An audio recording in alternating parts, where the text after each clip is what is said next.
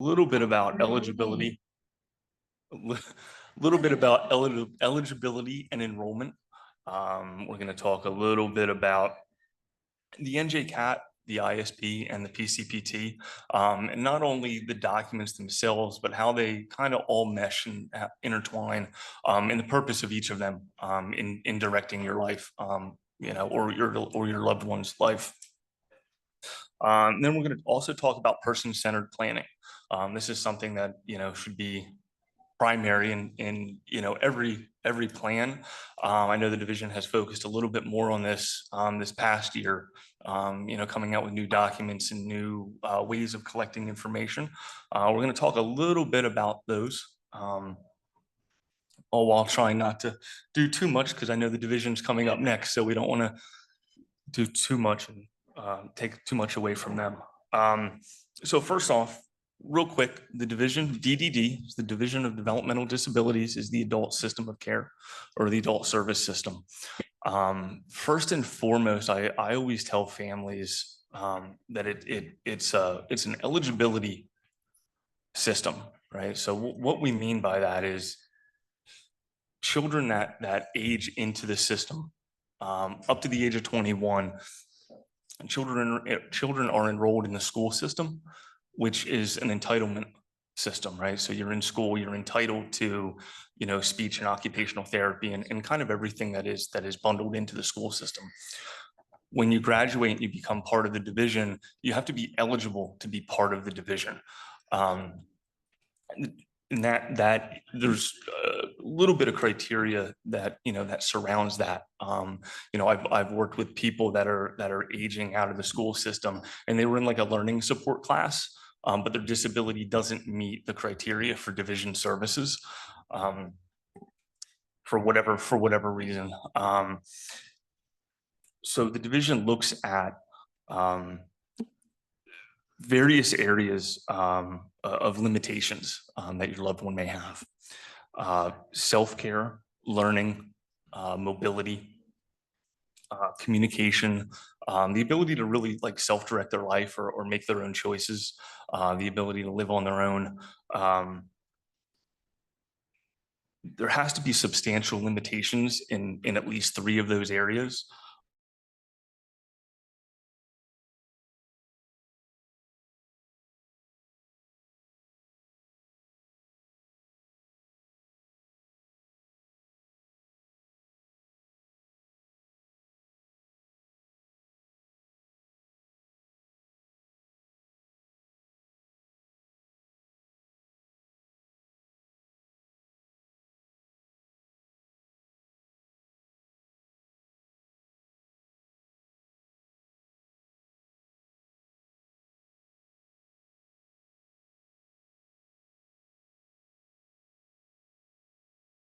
Not have SSI. I've worked with folks that don't have Medicaid or don't have SSI rather, but they do have Medicaid. So there's different ways to do that. It just depends on what's what route you want to go and what you're able to do. So we're going to start with the NJCAT. I think when we're meeting families, one of the main documents that we have, we don't get a whole lot of information right off the bat, right? So we get assigned, if you will, to work with a family or a person that we will eventually be supporting. And one of the only documents that we get right up front, if we don't have contact prior to that moment, is the NJCAT. As support coordinators, we use this as a sort of a base of a way to gather information. It's going to be a document that you as family members or the person supported, depending on the level of independence and what they're able to do, fill out, right? So you'll get during the enrollment process, you'll get a questionnaire from the division or submit it online, or sometimes the division, somebody from DDD will have that conversation with you and help you complete the NJCAT. So that's a document that we use to prompt further discussion during our meetings and throughout our time working with you. And just to clarify, the NJCATs, letters stand for New Jersey Comprehensive Assessment Tool. And for all of you who have already been in the system, whether it's, whether you're still in school and in perform care, and also when you enter the adult world, there's acronyms all over the place. If you ever have any questions, please feel free to reach out to somebody and ask what it means, because otherwise, we are at the point where we just, toss these terms out willy-nilly, and it can get very confusing, especially when you're talking about PPP and PPL, and but anyway. So, as Josh said, it's just the completing the New Jersey Comprehensive Assessment Tool, the NJCAT, is one of the final steps when you are just before you are assigned to a support coordination agency, whether it's one that you've already chosen or whether you're just going for an automatic assignment. The purpose of the NJCAT is to identify what tier level your loved one is at, and that tier level determines the budget that your loved one will receive. And that budget is what you can use to purchase services through your DDD budget. There's the scores are broken down into 3 separate pieces. You have a self-care score, which is things, how well can the individual care for themselves in most activities of daily living, whether it's toileting or showering, making their own meals. There's behaviors, whether the individual has no behaviors or whether they need some supports. And then the last category is medical, and that depends on what kind of medical conditions they have that would impact their ability to function. The self-care and behavioral scores are on a scale of 1 to 4, with 1 meaning that you need the least amount of supports and 4 needing the most amount of supports. And medical is on a scale of 1 to 6. When meeting with families, and people supported, every situation is a little bit different. And I just advise anybody that's working for our agency or any coordinator that I, have contact with throughout the years, that, you have to have a little bit of flexibility in gathering the information. So, yeah, sorry. Got thrown off there for a second. So yeah, flexibility. So when gathering information, every family is different. Every situation is going to be a little bit different, and everybody's going to react a little bit differently to, you coming into their home or situation and asking questions.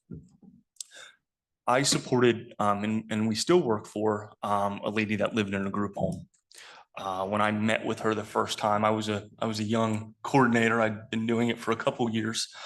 So I was going through the routine process of gathering information. I was going through the NJCAT that we just talked about pretty routinely. Every question I was kind of hitting on.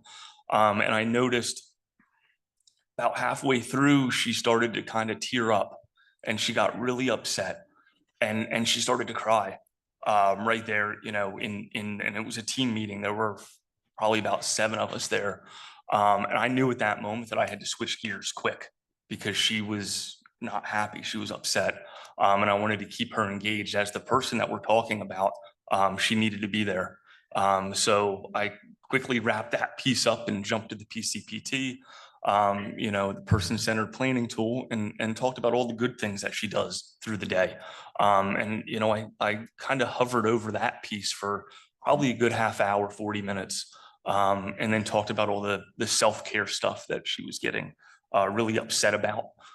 with her staff at a later time. So my one piece of advice is to any coordinator listening is just flexibility. And even as family, if it's, if the coordinator or whoever's gathering information is hitting a rough patch, knowing how to redirect the conversation to something a little more pleasant, where it can be. The other piece is active listening and being involved and engaged as a listener. It's one thing to sit here and gather information by, just line by line, right? And go through I don't know, what is it, 15-page tool, something like that. By the time it's printed out, it's a lot, right? It's a lot for families. It's a lot for people to go through.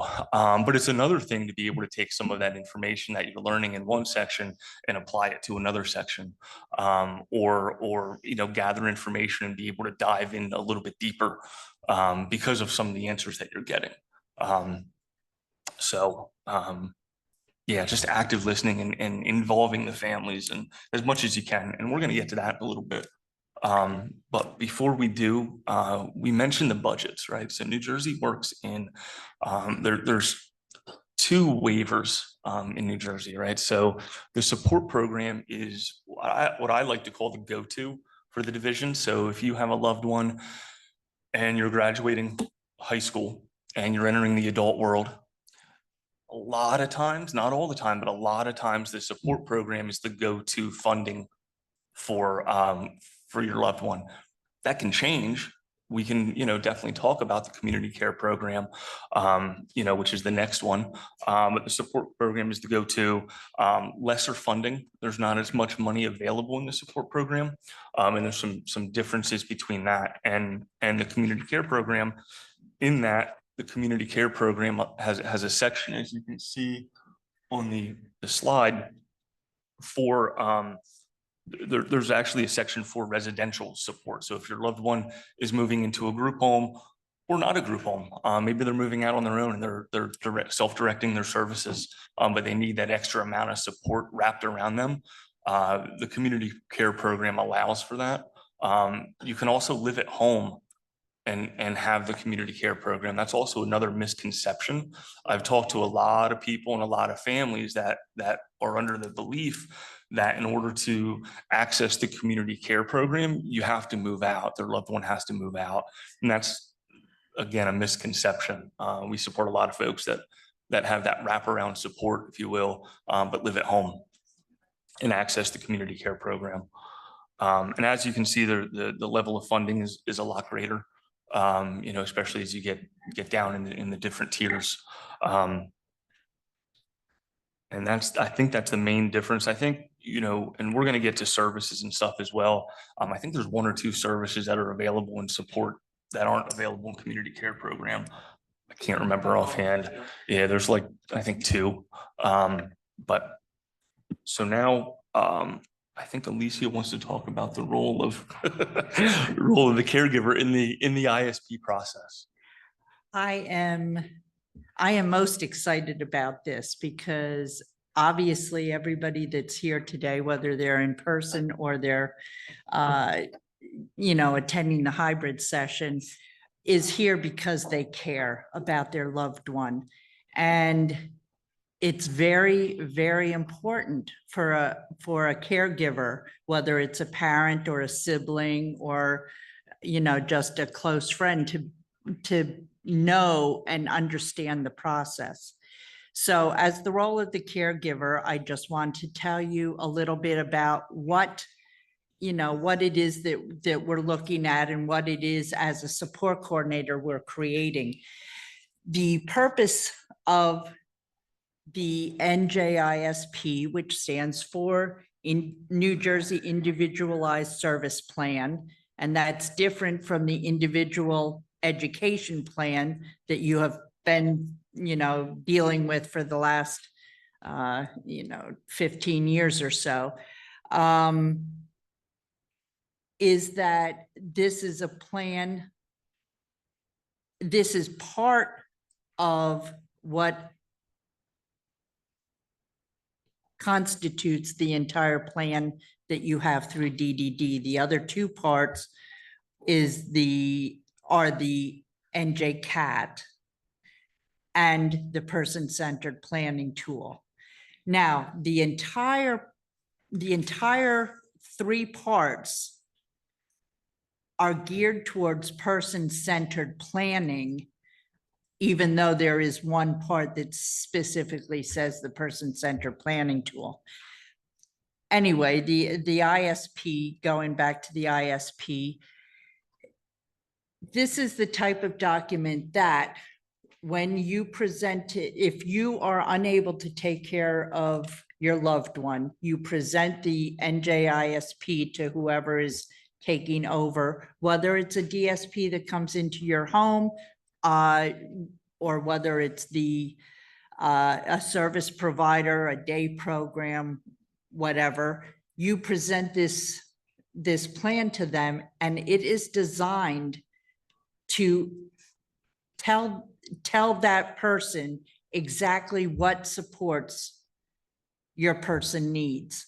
It talks about their self-care. This is all from the NJCAT. It talks about their self-care.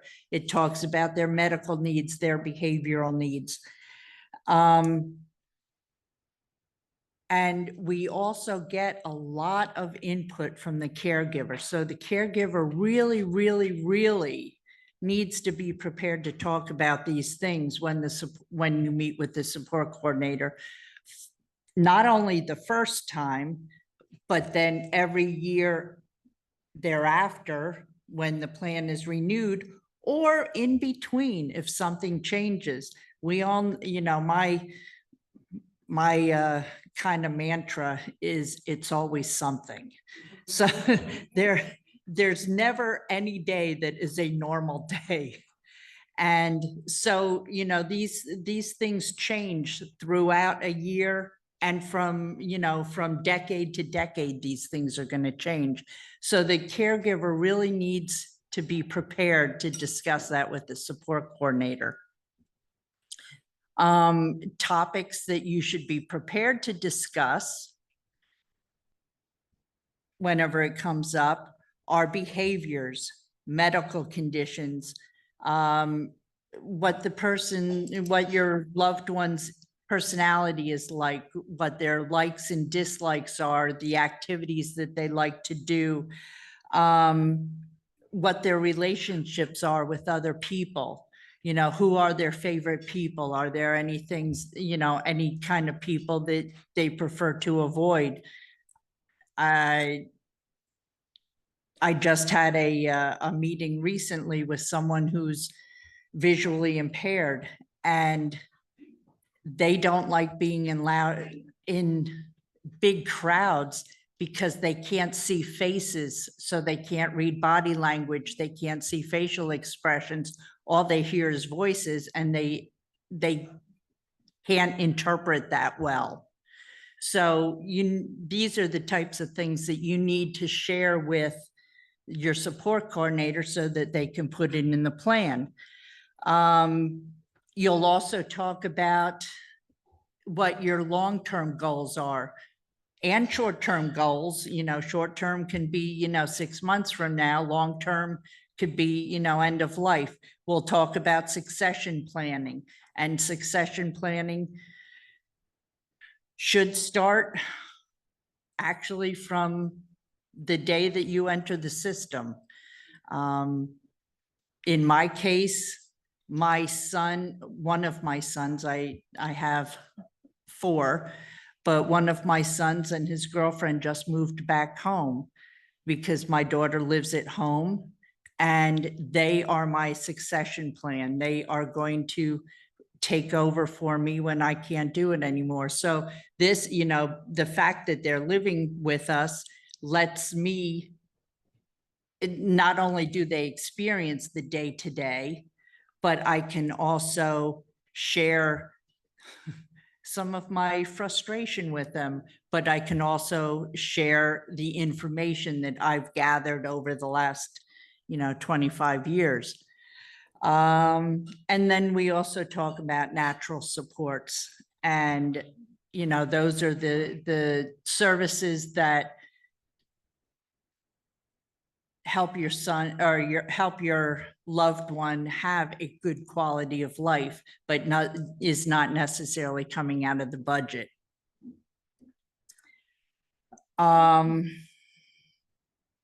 Next slide. And just to kind of piggyback off of that, talking about your loved one's circle, right? The people that are involved in your loved one's life, the natural supports, but also the community. Thinking about where your loved one is going in the community, if they are.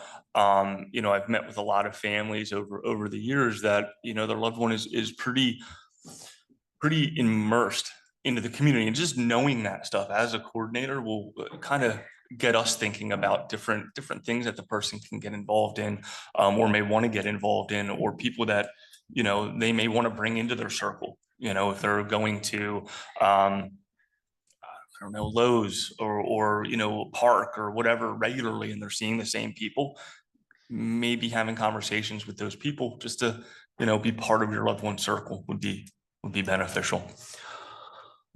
All right, so now we're going to go over, or just touch on really, things that are available, services that are available through the DDD budget.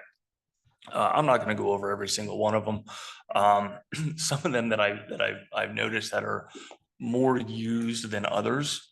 Community-based supports is a big one. Community-based supports is the one-on-one support between the staff person or the person you hire and your loved one. That can be through an agency, or that can be self-hire. Self-hire means that it's going through another entity known as a fiscal intermediary. Right now in New Jersey, there's two. Easter Seals and public partnerships. I'm not going to get into the weeds about the differences in both of them, but if you're interested, my contact information's up there. I'll be happy to talk after this. Or, an agency. There's lots of agencies that, that are in every, there's a ton of community-based support agencies. So, finding somebody in your area shouldn't be too challenging. My favorite out of all the above, besides the self-hire piece, is goods and services. Because with goods and services, let me back up a second. Most of the services that you see on this slide have to go through Medicaid to become Medicaid qualified providers. Goods and services is one of the ones that doesn't. They just need to work with the fiscal intermediary and the family to provide services. So a lot of what I see in this is gym memberships, driving schools, tutoring classes. If somebody wants to go to college, we've worked with a handful of colleges to get courses paid for through goods and services. So if you're really creative, this can be very, very, very helpful, and a really good service. The biggest requirement with goods and services is that these are also programs that are offered to the general public. They're not just specifically disability related. So you can, and it just runs the gamut. From horseback riding to cooking lessons to art classes. We have some that I work with that it's a social communication group that's run by a speech therapist. And they go out into the community and just practice, communicating with the general public. So if you can think about it, you can probably get it into your budget. Yep, always try. And again, this is, creativity. A little bit of creativity doesn't hurt in this area. So those are the ones that I see the most of, aside of day programs. Support brokerage is an up and coming service. Obviously, support coordination is listed under here, but support coordination doesn't come from your budget. So it's a service that's listed, but it's not something that's going to impact your budget in any way. Transportation is huge and difficult in New Jersey. Assistive technology, environmental modifications, all of that is possible. All of that is available. Yeah, it just depends on what your needs And are. I just want to mention that this is kudos to DDD. Yes, yes, there are some good things. For assistive technology, environmental modifications, and vehicle modifications, DDD has just approved a method for transferring funding from one portion of your budget to another portion of your budget in order to cover the entire cost, or as much of the cost as your budget will allow. And that is Huge. a godsend to those of us. My daughter's in my daughter's in a wheelchair. So I know that a wheelchair accessible van, just the modification alone can cost upwards of $20,000. So when I am in the market for a new one very shortly, I hope, I'll be able to use my daughter's budget for that. Same thing with environmental modification to make an accessible bathroom, to install a chairlift on stairs. Sometimes even just to put a ramp outside a home. So there's a million ways to use the budget. And I encourage, as a parent, I encourage you to use every penny of it that you can.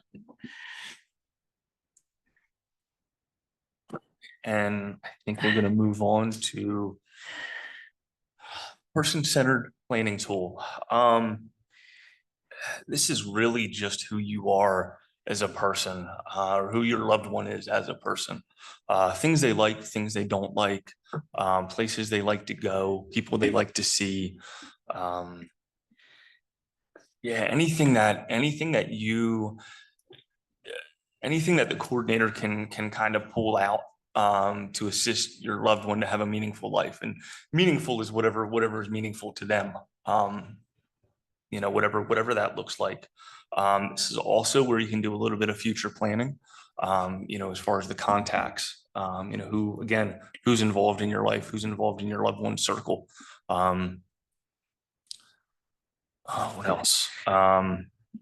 This is one of the main pieces as a support coordinator that we bring up at every annual meeting. We want to see the entire plan, but most of all, the person-centered planning tool is really a very fluid document. We want to see changes as a support coordination agency and a support coordinator. We want to see changes. And so we will be asking you what your changes are throughout the year. One of the things that as a support coordinator, we are required to have monthly contact with the individual and with their caregivers, whether it's a visit we're required to see you 4 times a year. At least once has to be at the home, at least once at the day program, if they are in a day program. And then the rest of the months, it's a phone call. And so we write a report every month, and that is the information, that's gathered through the visit and or phone call.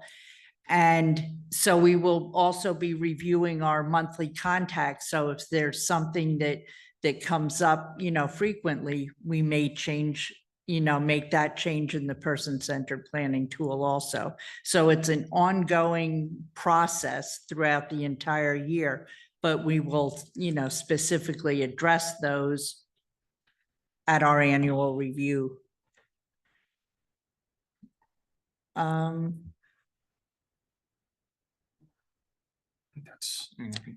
Yeah, that's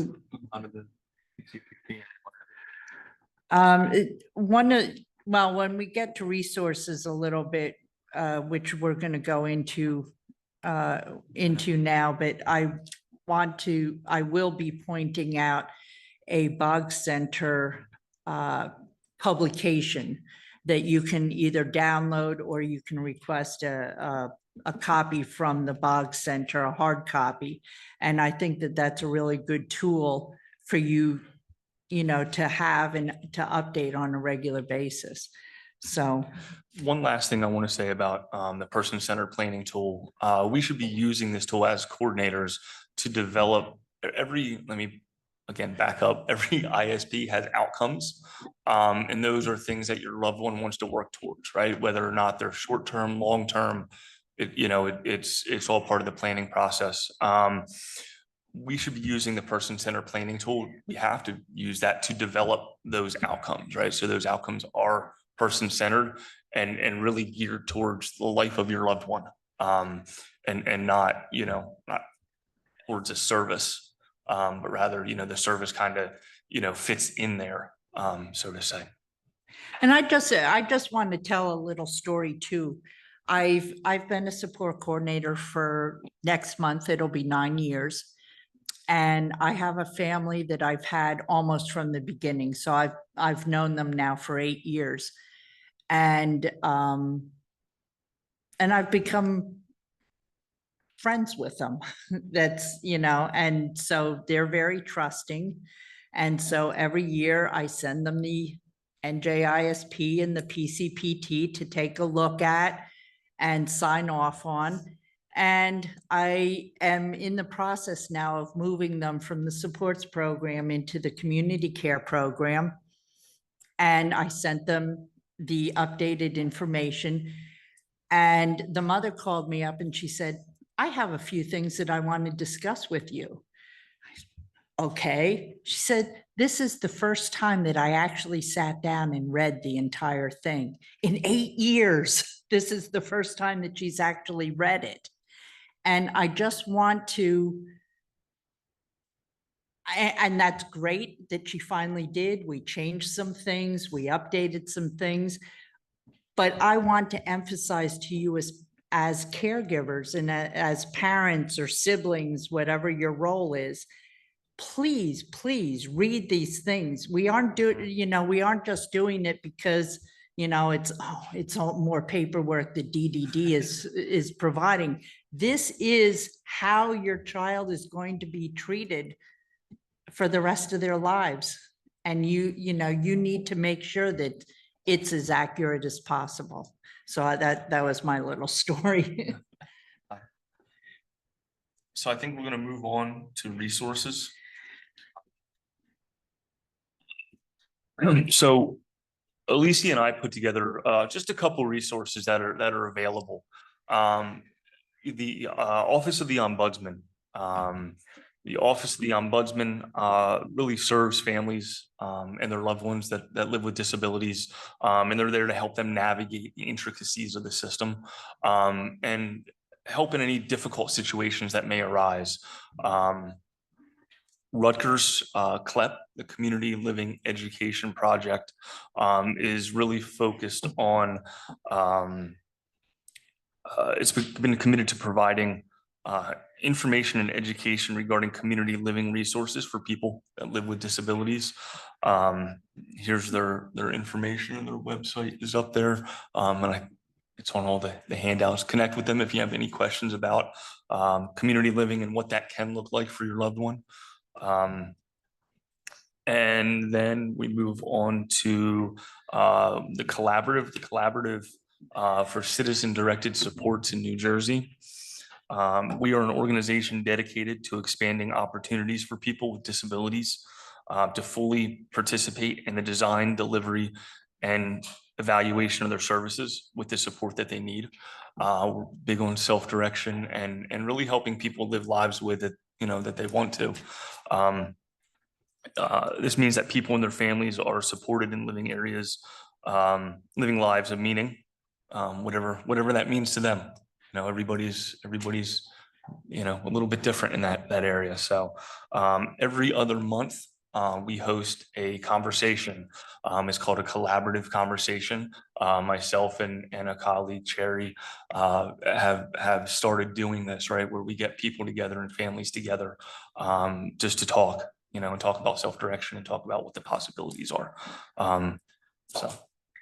And also just this weekend, Today is the third day and last day of a self-direction conference that is sponsored by the collaborative. Just one more, sorry, Daddy. The last screen, I just wanted to talk to you a little bit about these resources. These are some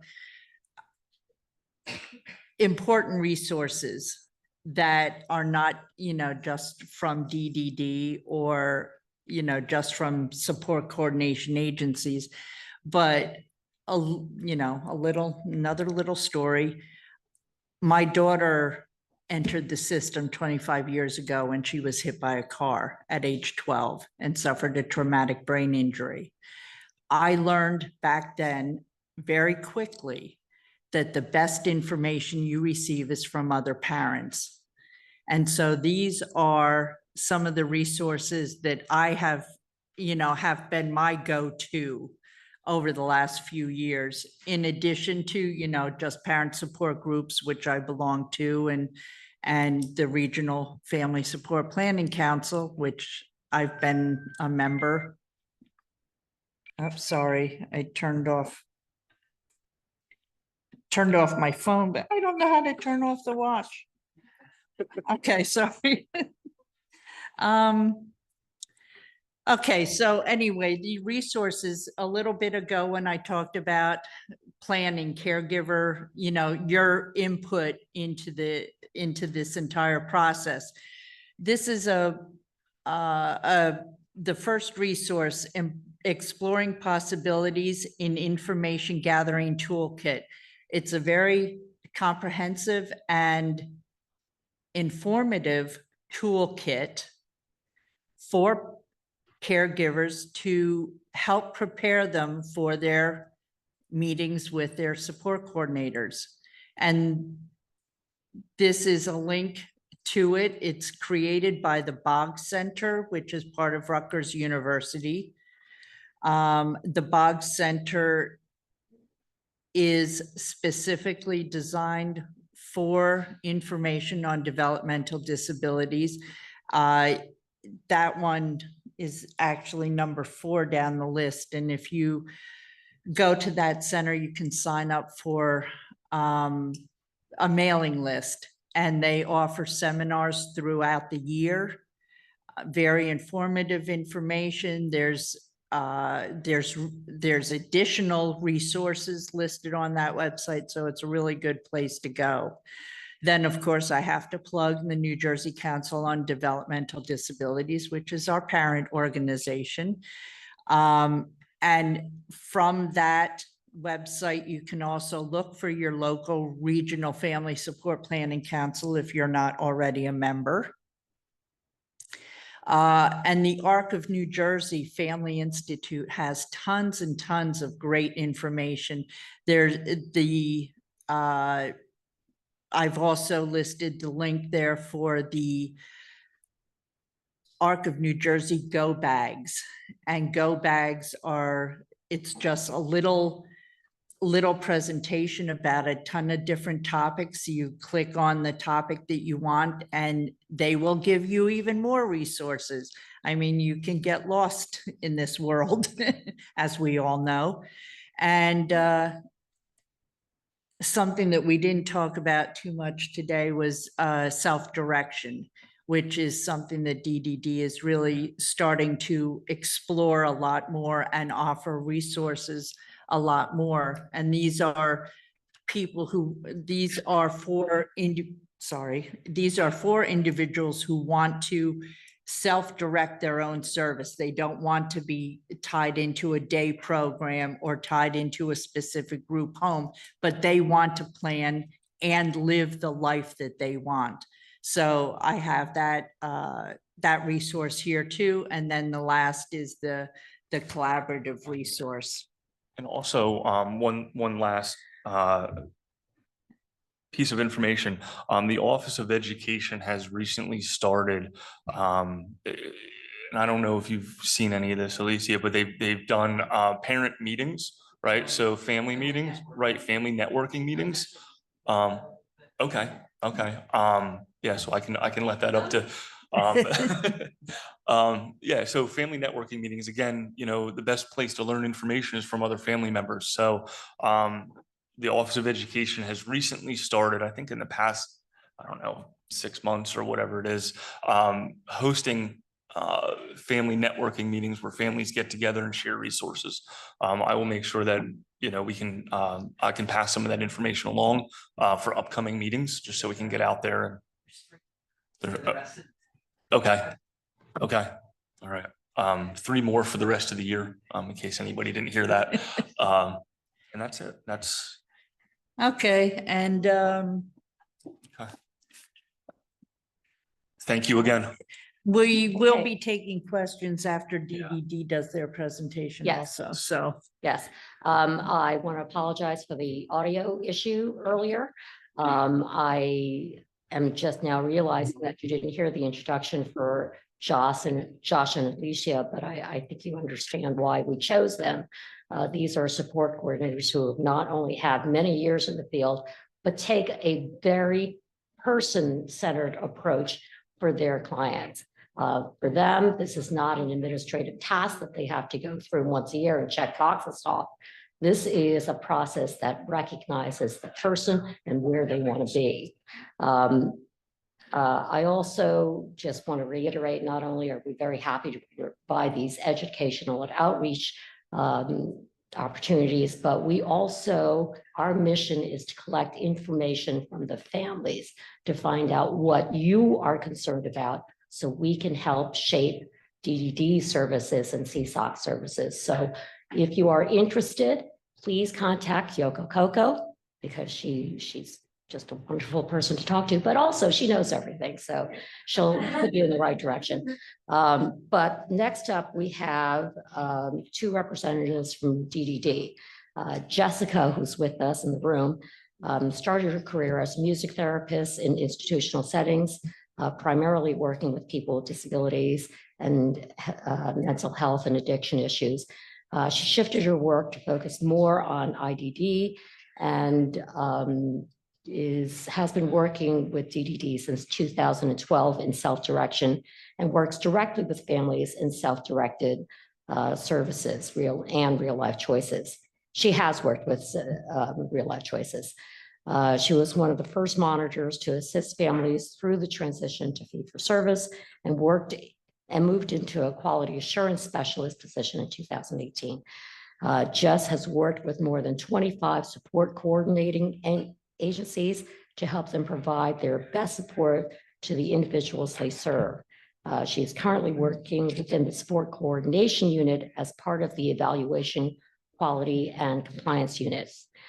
We also have with us remotely David Podobed. David started his career as a physical therapist and has trained people on fall prevention and restraint reduction. He also worked as a case manager and supervisor for DDD.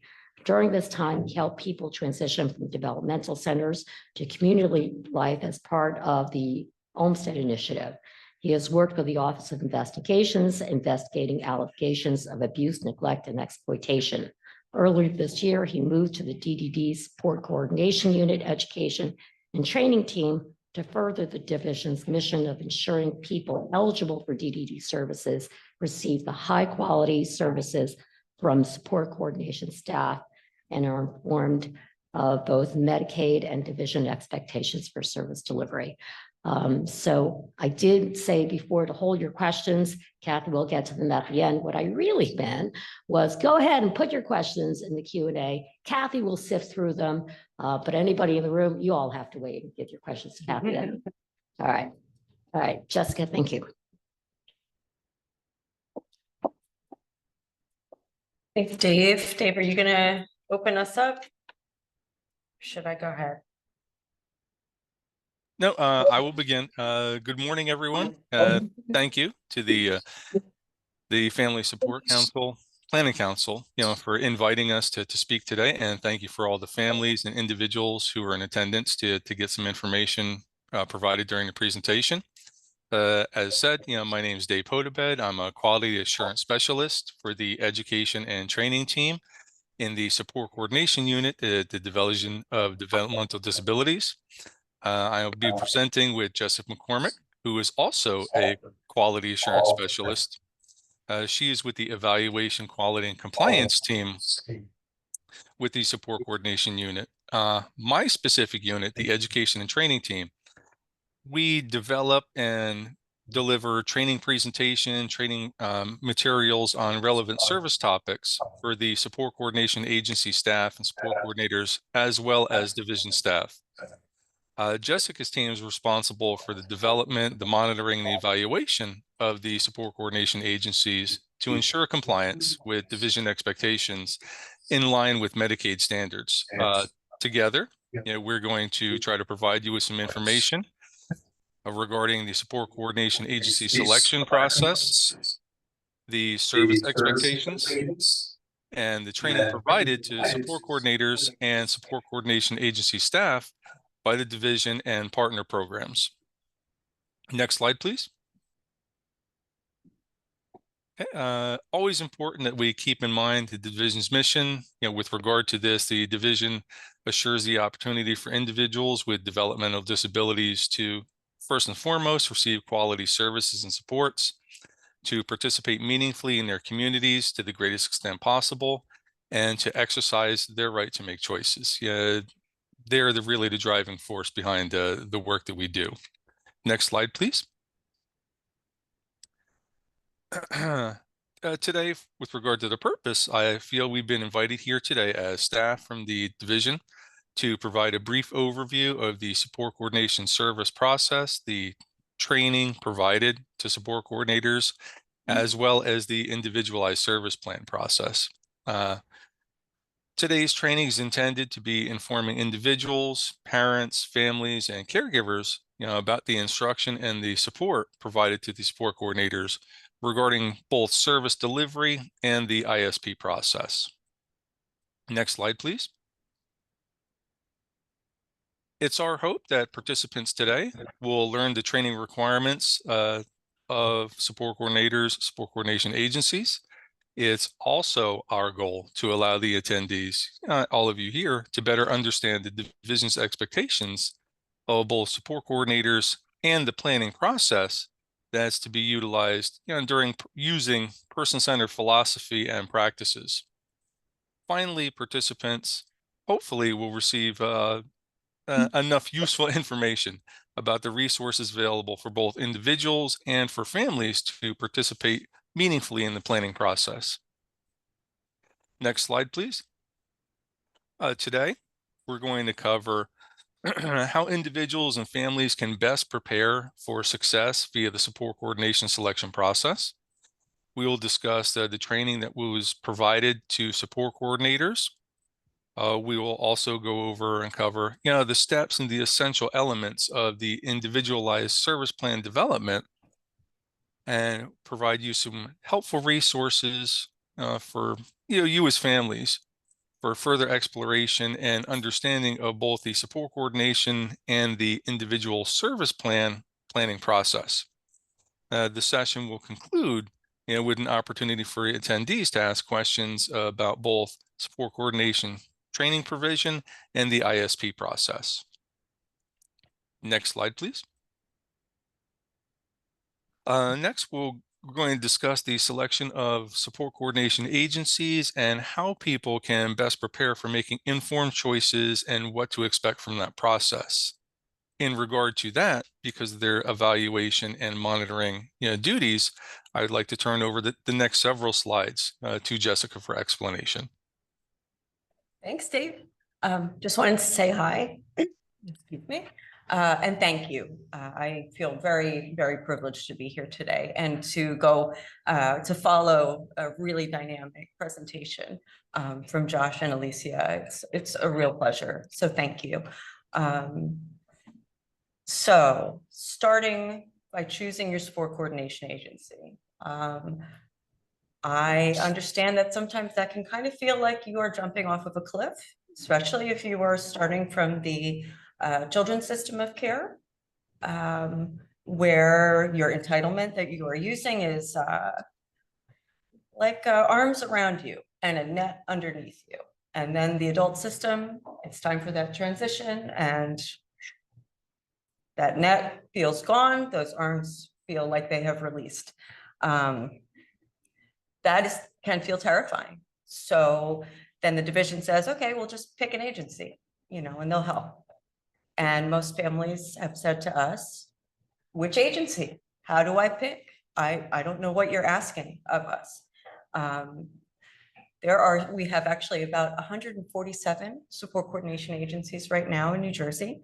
It's a lot. And the thought personally of having to look through a list online is overwhelming to me. I can only imagine it is that way for you. Yeah. So I'll start with kind of like the basics of what's available. All right. And then how to navigate through those. We do have a provider database that's available online. That is not only for support coordination, but also for any other kind of service that you're looking for. There is a list online of those 147 some odd agencies too. On that list, we'll have what counties are served by that particular SCA. I think language accommodations are on that list as well. That's updated weekly, okay? Still doesn't tell you very much about what the quality of the agency is, what their area of specialty is, or what their strengths are, let's say, as an agency.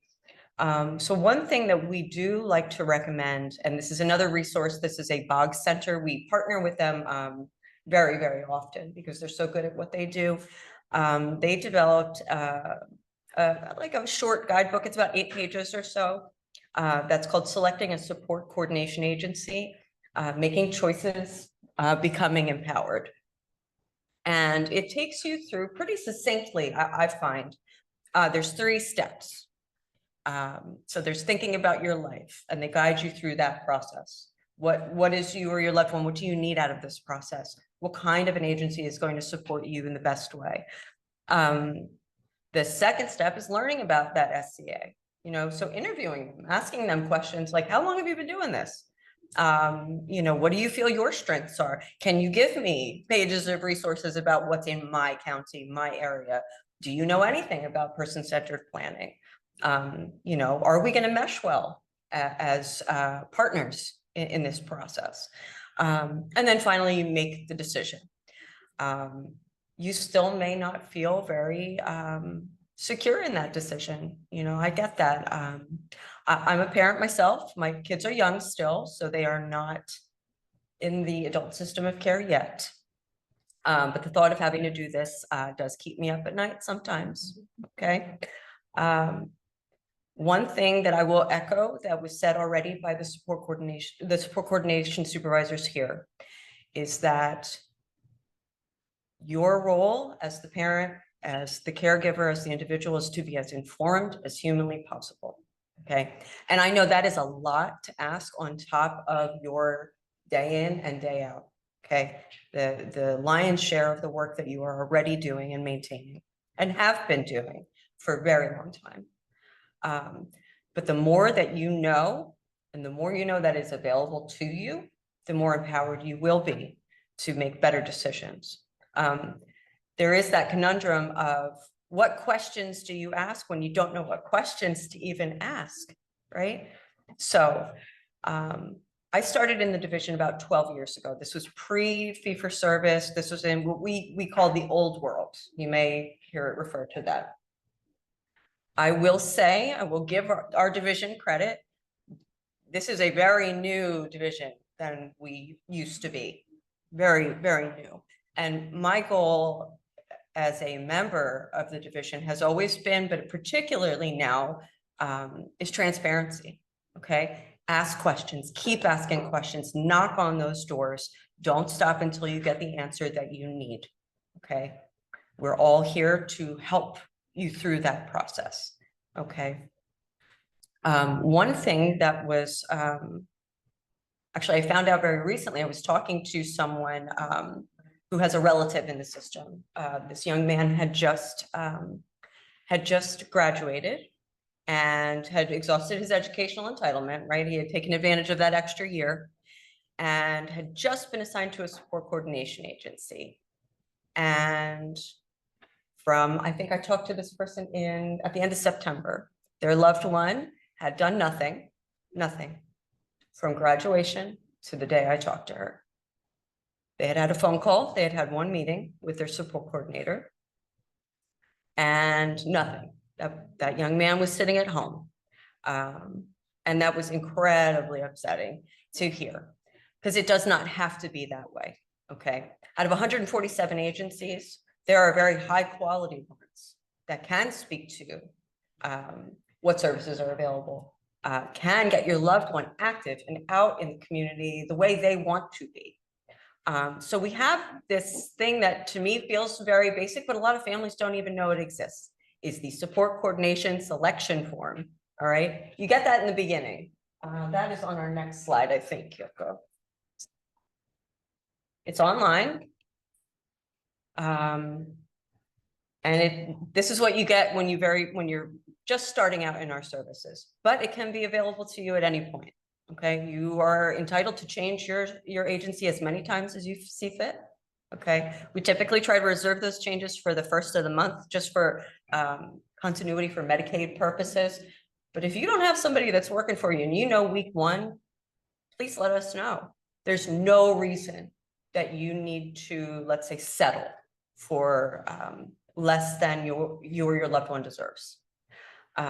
So on this form, you know, if you really don't know, you've done your research, you may not care, you may want to just kind of try out some agency. You can always be auto assigned. There is that option.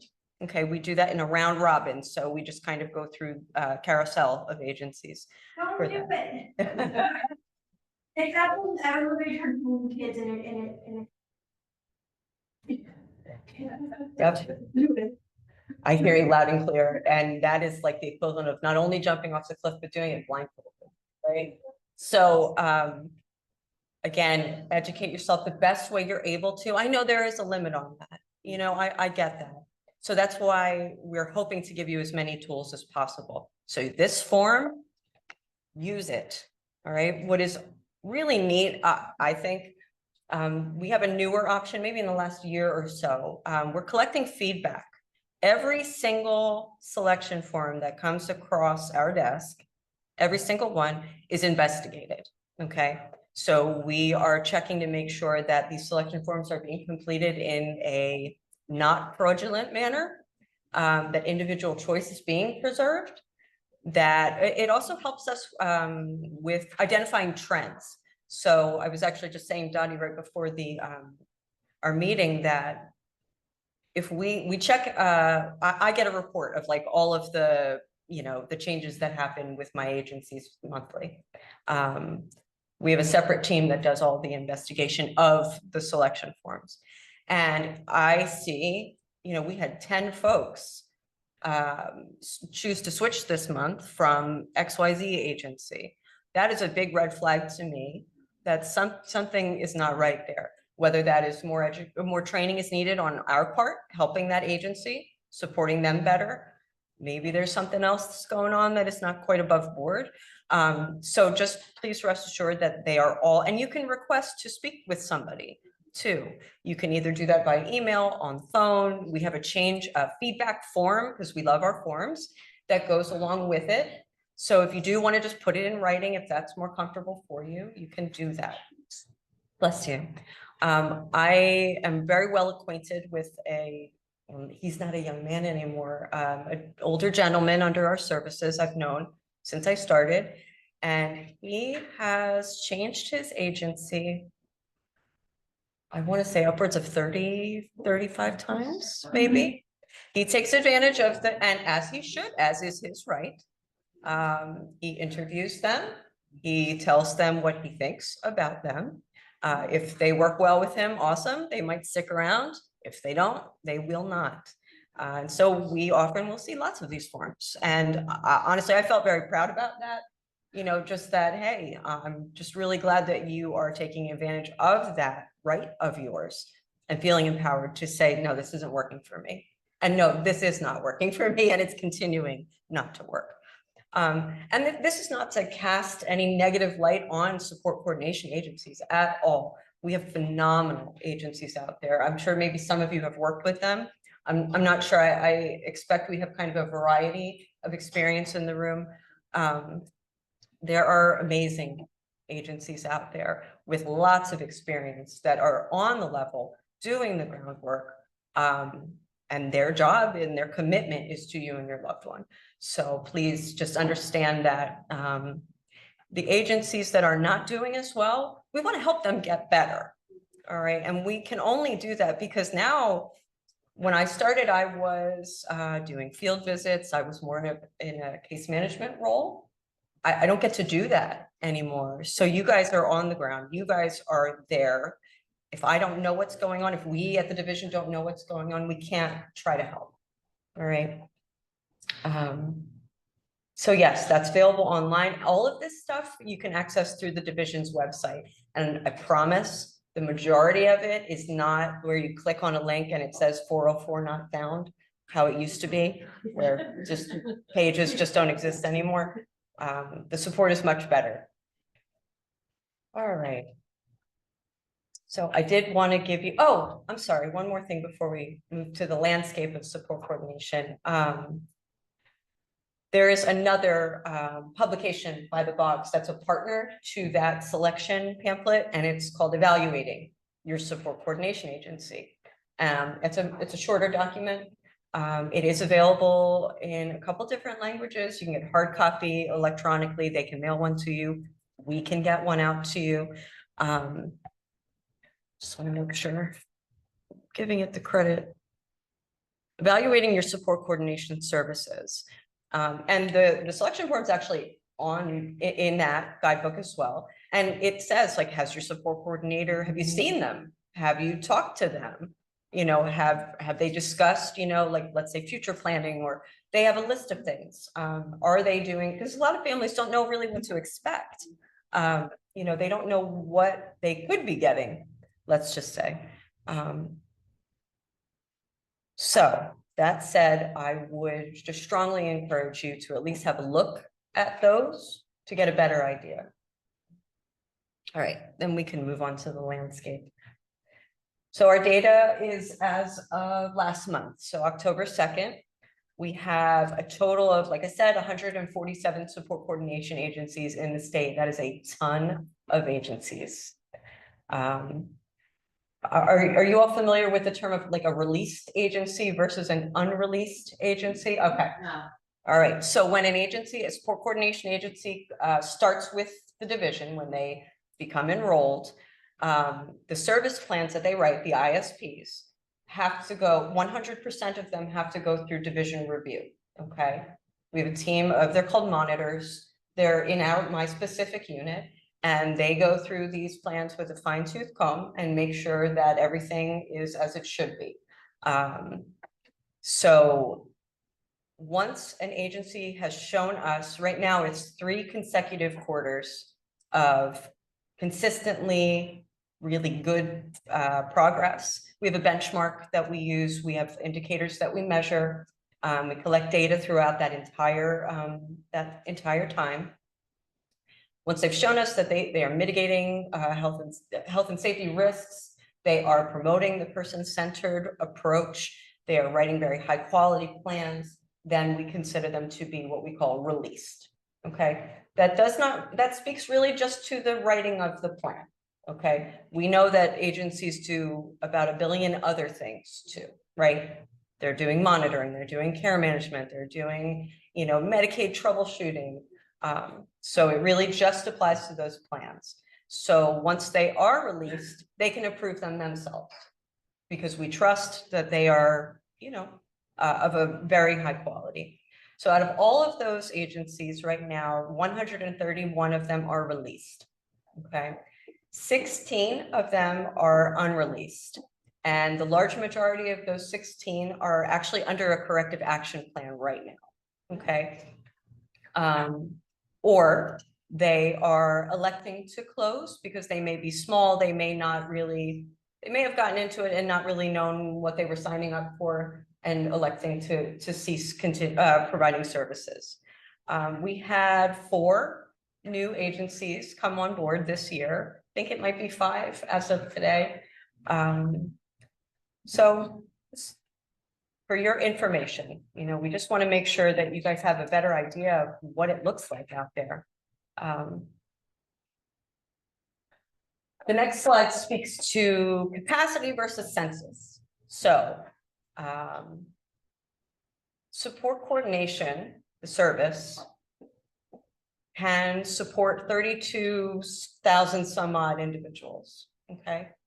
Right now, we only have about 25,000 folks that can be supported by support coordination, if that makes sense.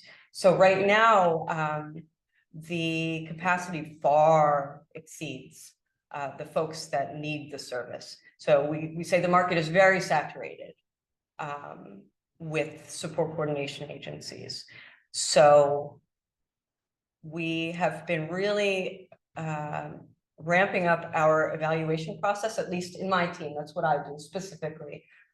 And we're looking at all aspects of what they're doing and trying to improve quality in all of those areas.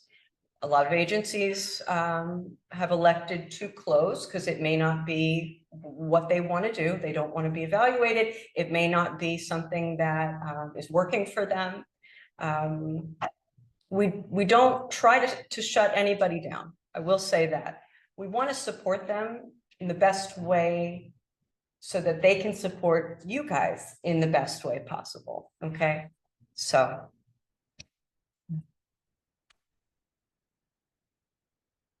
Yeah, this is more, the next slide is more about just like detail about the released agencies versus the unreleased, how many folks they support. We very recently, we have a requirement in our manual that support coordination agencies have to support a minimum of 60 individuals.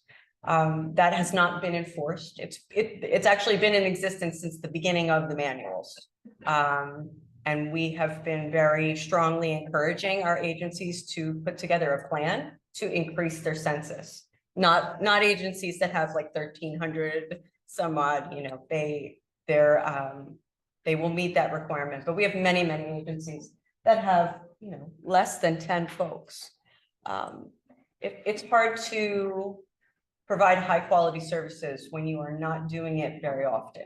Let's just say it that way. So they're encouraged to come up with a good census plan to really beef that up. If they choose not to, they can cease to provide services, and that's okay.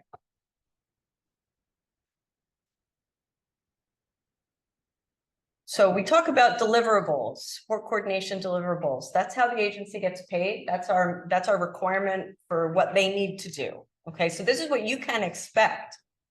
All right, monthly contact.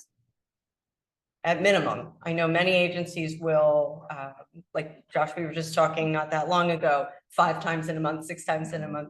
Obviously, it depends on what your life looks like that month. You know, you may need all of that contact. The bare minimum is monthly. Okay, that can be a phone call. That can be, I think, video conference. Quarterly, you've got to put eyes on your support coordinator and vice versa.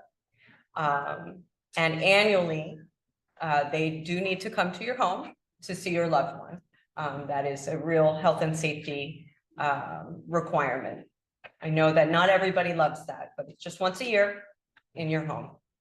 Okay, all of that gets documented on another form that we use called the monitoring tool. Okay, and that is how the support coordination agencies show us that they made that contact, that they're, you know, have there been any issues this month, any incident reports, any fantastic things that have happened for this person.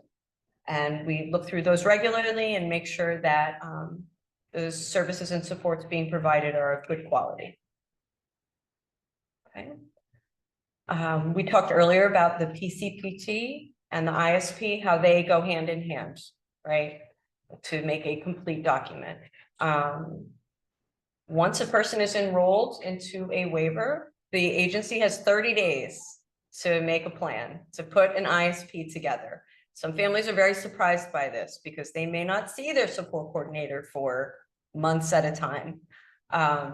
It is a requirement that as soon as you are enrolled in a program, within 1 month, 30 days, that ISP needs to be approved.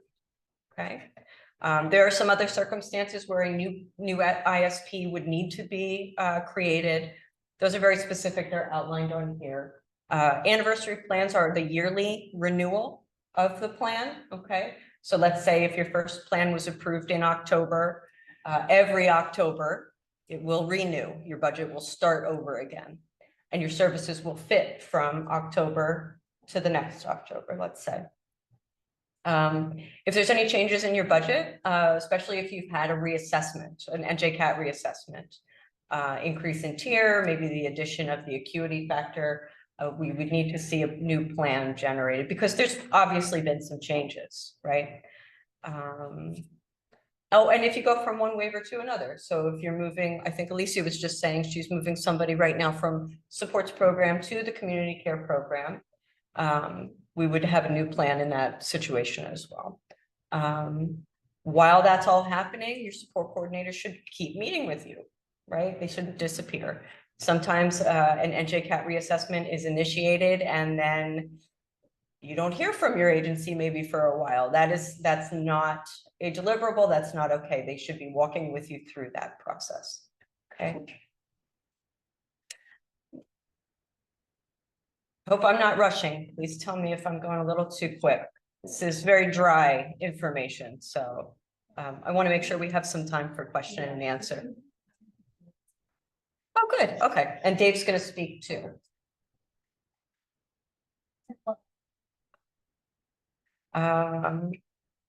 If there are issues like making those monthly contacts, well, you know, COVID was the biggest issue, I'll say, right? That was massively impactful, let's say. Difficulty making contact with families outside of COVID. Maybe your loved one's in the hospital. Maybe you guys are really having a hard time and you just cannot schedule it.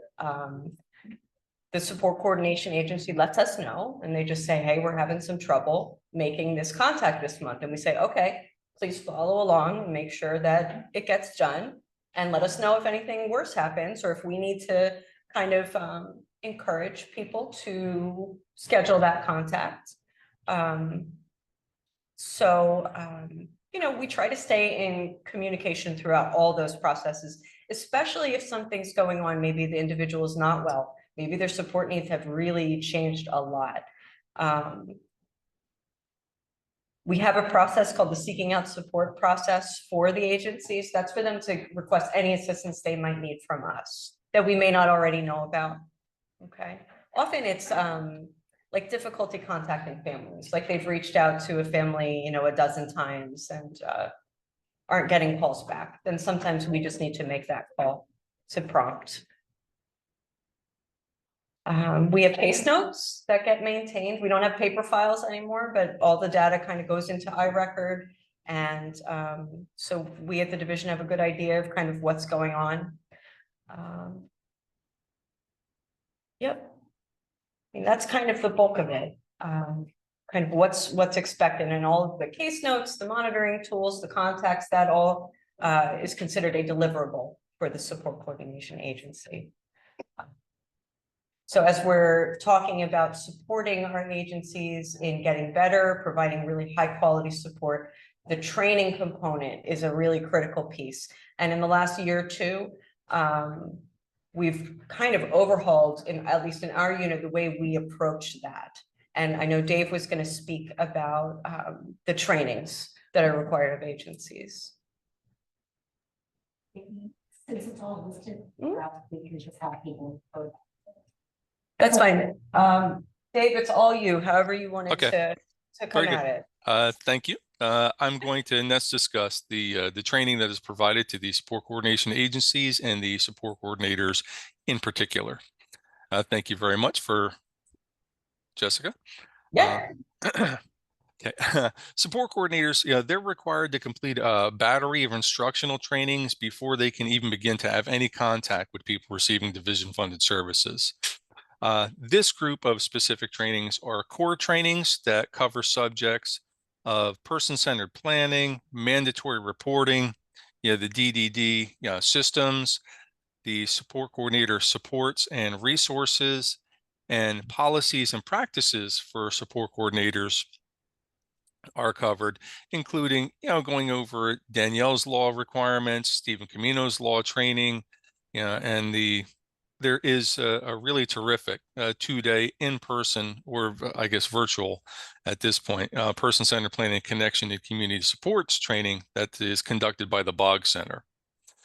Next slide, please.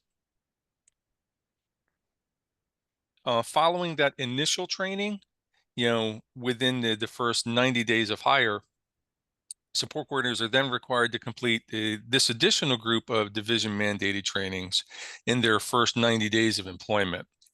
Subject areas that are covered by these particular trainings are shifting expectations in life experience and services, the prevention of abuse, neglect, and exploitation. Medicaid training, is provided for support coordinators. A course on cultural competence, individual rights, are discussed, as well as working with families, and the completion of the person-centered planning tool and the New Jersey Comprehensive Assessment Tool, which are the planning documents for the ISP, the Individualized Service Plan.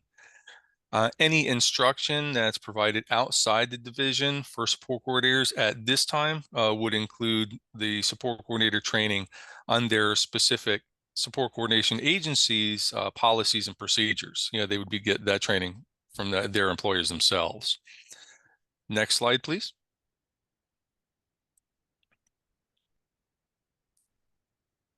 Additionally, in the first 90 days of hiring, support coordinators are expected to complete New Jersey Individualized Service Plan specific training that would cover employment expectations, service entry, and entry of that information into iRecord, which is our electronic reporting system. It's an electronic document system.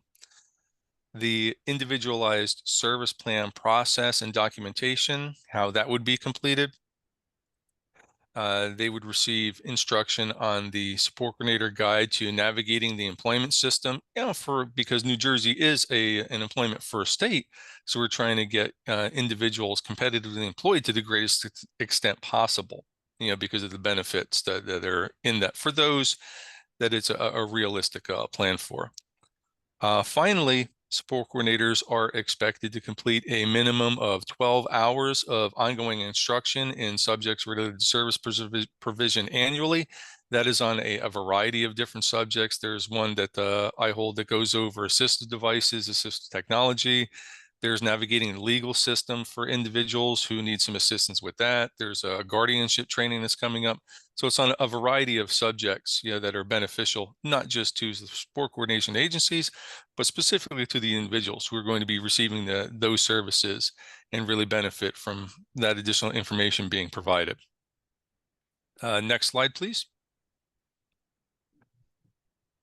The education and training team, of which I'm a part of, our main goal is to ensure that all individuals that are provided services through the division receive high quality services. And we are doing that via instruction to individuals who are, providing those services, linking individuals' families, with those kind of services. We are not exclusionary. We partner with both internal other division units. There is a lot of hands in the pot, a lot of minds that are going into different things, as well as external subject matter experts. In particular, we just conducted a training regarding the Office of Aging and Disability Services, for respite services that can be provided to individuals that are providing, direct service, to their family members, but they just need that break for themselves.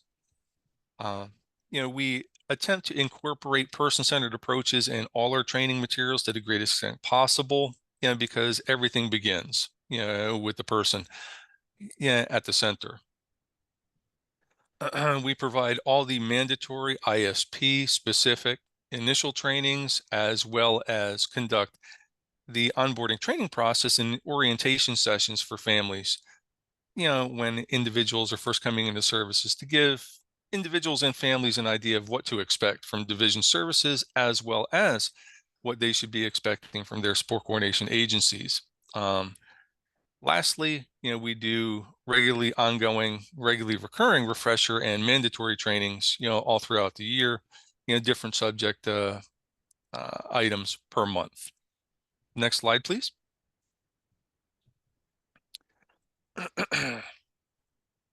Now, with regard to this, we have the continuous training that is offered regularly on a very recurrent basis throughout the year. Covers the topics of plan development, specifically how to utilize, charting the life course to ensure person-centeredness. Ideally, so services are in line with what an individual is expecting, from their lives. Not just the individual, but their family, so they can have input into the process itself. The addressing enhanced needs forms, the addressing enhanced needs form is a division-specific form for individuals who have much higher needs, be they behavioral, be they medical. So because of those increased needs, for the provision of additional services, this form helps to identify not just, what their needs are, but how those needs are going to be met with the supports that are, going to be put into their individualized service plan. We partner up and bring in, some outside resources, both the Division of Vocational Rehabilitation Services, the Commission for the Blind and Visually Impaired, as well as the Division of Disability Services, who's a lot like us, but they provide, our services overlap, but they are not duplicative, because that's one of the major caveats of Medicaid services, that things can be complementary, they can't be duplicative. Always try to cover the principles of quality business practices with regard to ensuring high quality services are delivered by support coordination agencies, and that the agencies are gathering data information on the quality of the service that they're delivering, via self-evaluation, customer service surveys, whatever process it is that they're using to determine how effective, their service delivery is. We also cover the policies and procedures, for support coordination agencies, how they should be designing, their agency's practices to be best in line with Medicaid and division requirements. Next slide, please.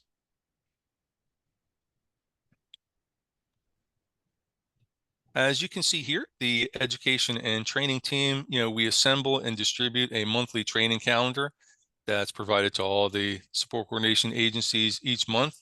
This allows the agency staff to sign up for both, any of the required trainings as well as voluntary training modules. And that can be seen here. It's typically, on average, we do between 12 to 20 trainings per month, depending on the needs, as well as, there's some development periods where things are a little bit slower, but it's there is always something being offered to the agencies, and anyone can sign up for the division staff, agency staff. Next slide, please. The Bog Center for Developmental Disabilities, they are a federally designated University Center for Excellence in Developmental Disabilities, and they are affiliated with the Rutgers University Robert Wood Johnson Medical School. The center directly trains and links program attendees to national leaders in intellectual and developmental disability specific supports via cooperative virtual training sessions. The center also provides 2 full days of required training, for support coordinators regarding person-centered planning and connecting people to community supports. They also offer a number of elective training sessions that are available to support coordination agencies on a variety of topics, which include, diversity, inclusion, and how to be an ally with people with developmental disabilities, and many, many more. Terrific curriculum that they have. Next slide, please. Another valuable training resource for support coordinators is the College of Direct Support. The College of Direct Support is an online catalog of instructional sessions that support coordinators can have access to 24 hours a day, 7 days per week. It is limitless to the individual's access to that. Sessions are prepared by state staff as well as private agencies, and they're recordings of live training sessions that are available for staff to view on their own at any time. The sessions include an assessment element that participants must pass in order to get credit for the training. So there's an evaluative component for that to make sure that participants are learning what they need to from the training curriculum.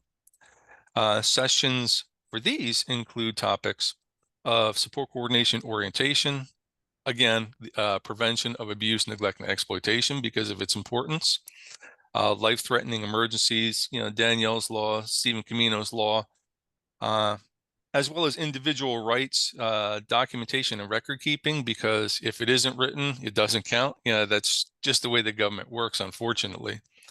As well as working with families and understanding service plans and individualizing services, terrific courses that are available through CDS for support coordination agency staff. David, I'm sorry, it's Donnie. Can we just get to the person secretary? This is, I've got an echo here, but we're running out of time. Oh, okay. Okay, try and move things along. Better planning, because I think that would be very, very important to our families. And we are running out of time. We're going to run into the Q&A. Okay, I apologize. I didn't hear the first part of what you said, Dottie. You could just spend a few minutes on person-centered planning approaches, because I think sure. that is very important. And then we're going to go directly to Q&A. Very good. Okay, thank you. Person-centered planning, it's a process that uses approaches for determining how to plan for and work towards what an individual wants for his or her future. It should be the focus of everything. It's an ongoing process, and it supports an individual's growth across all their life stages, from aging out of school to joining the workforce or moving from their family's home to their own apartment or group home, their own living situation, whatever that may be. Support coordinators are expected and trained to facilitate a collaborative process, based on having meaningful conversations and gathering information, that focuses on a person's strengths, their abilities, and everything that's possible. Planning includes recognizing how to support a person to move towards a life that's meaningful and productive to them. And most importantly, it's planning with the person, not for them. It's all about them, not about the process. Next slide, please. Person-centered planning starts, with the person. They're the voice of the planning process. They select who the members of their planning team are, who they want to include in that. They identify what their good life is, what that means, and how they want to achieve it. The person is the one who decides what services will be provided based on the available resources. And their guardians, family, and friends, they certainly play a supportive role in the process and contribute to the extent possible. And everyone, provides valuable information about the person's support needs and preferences, and encourages new opportunities for the person through education, exposure, and life experiences. Next slide, please. The support coordinator should be working with the person to facilitate the planning process. They should be encouraging the person to express their choices, as well as reviewing the options, with the person and providing them with the opportunity to make informed choices based on their preferences and available resources. They should be assisting with identifying both paid and unpaid resources, those generic resources that are out there that won't come out of the individual's budget, but are so important and so pivotal in, making that person's life, well-rounded and, included, community integrated. The support coordinators are the plan authors, and they revise, service plans as services are requested or changed, through the year. And they're also responsible for continuous monitoring of the service delivery and customer satisfaction the individual that's receiving the services along with their families. Next slide, please. Last part about person-centeredness. The service provider is expected to deliver supports and services as outlined within the service plan. They're responsible for providing services in accordance with the person's support requests, being what they want, how they want it, per the service plan. Providers contribute to the planning process by offering observations of the person's experiences and express preferences based on their experience.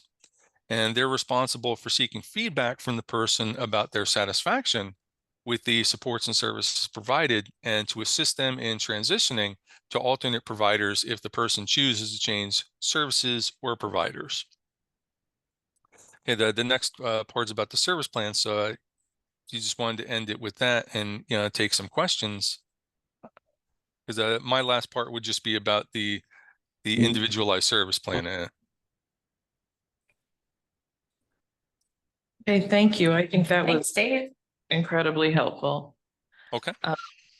So we do have a few questions online, and then if anybody has questions here in the room, just raise your hand and we'll someone will run around, Kyoko probably, with the microphone. I'm going to skip around a little bit with the online questions. There are some that are very individually based, and we can reach out to you separately in the interest of time and because it's very individually based. Sure.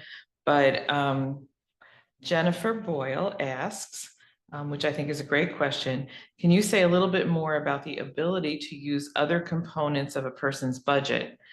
So moving from one bucket to the other bucket.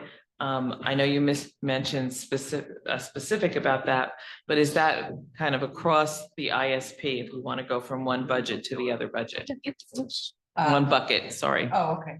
Did you guys want, I was gonna say, did you guys want to speak to this part of it? And I can just, if I need to throw in. I'll just open with some of, certain services come out, your budget is made up of a couple different components. And some services are, the funding for it is drawn from one portion. Some services are drawn from the other portion.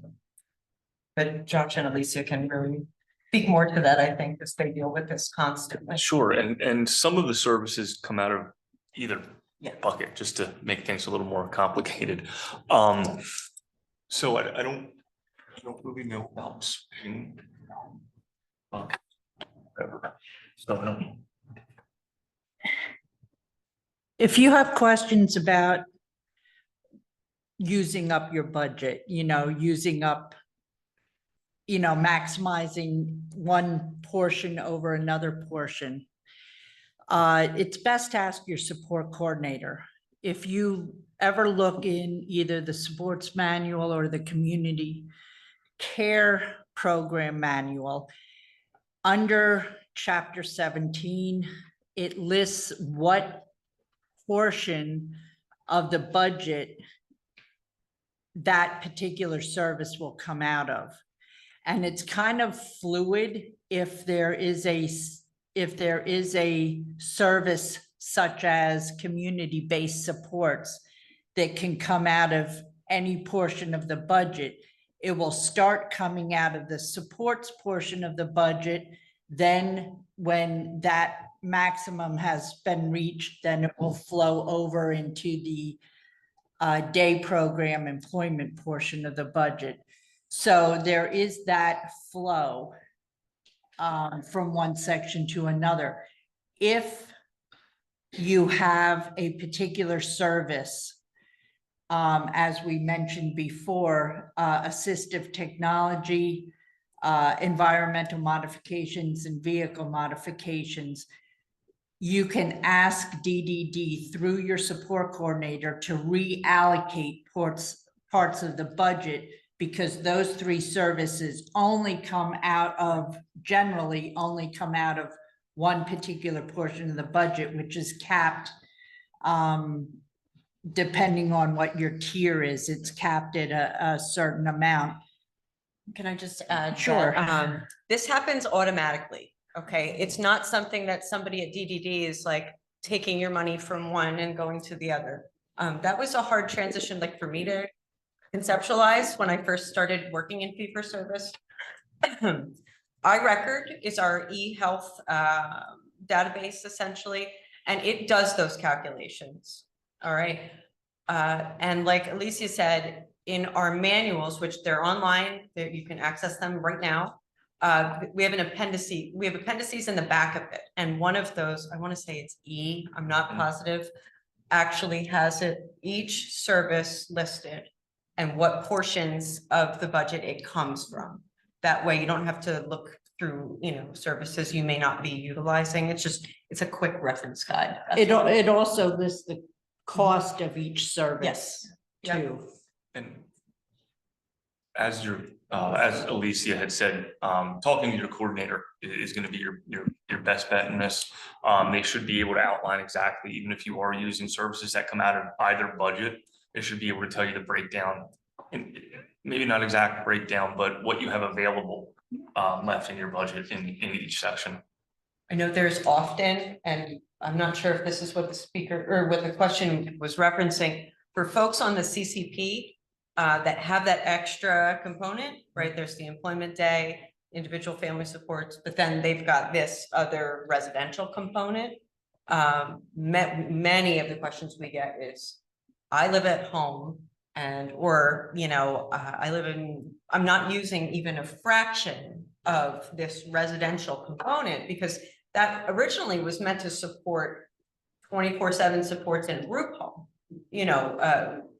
the maximum amount that person might need. So that's why those budgets are so big. And now we have the ability to tap into that.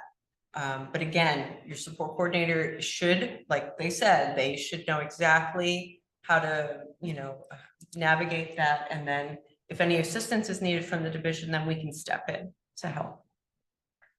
Great. And I'll just add that knowing all of this information makes you as a family member a much more effective advocate.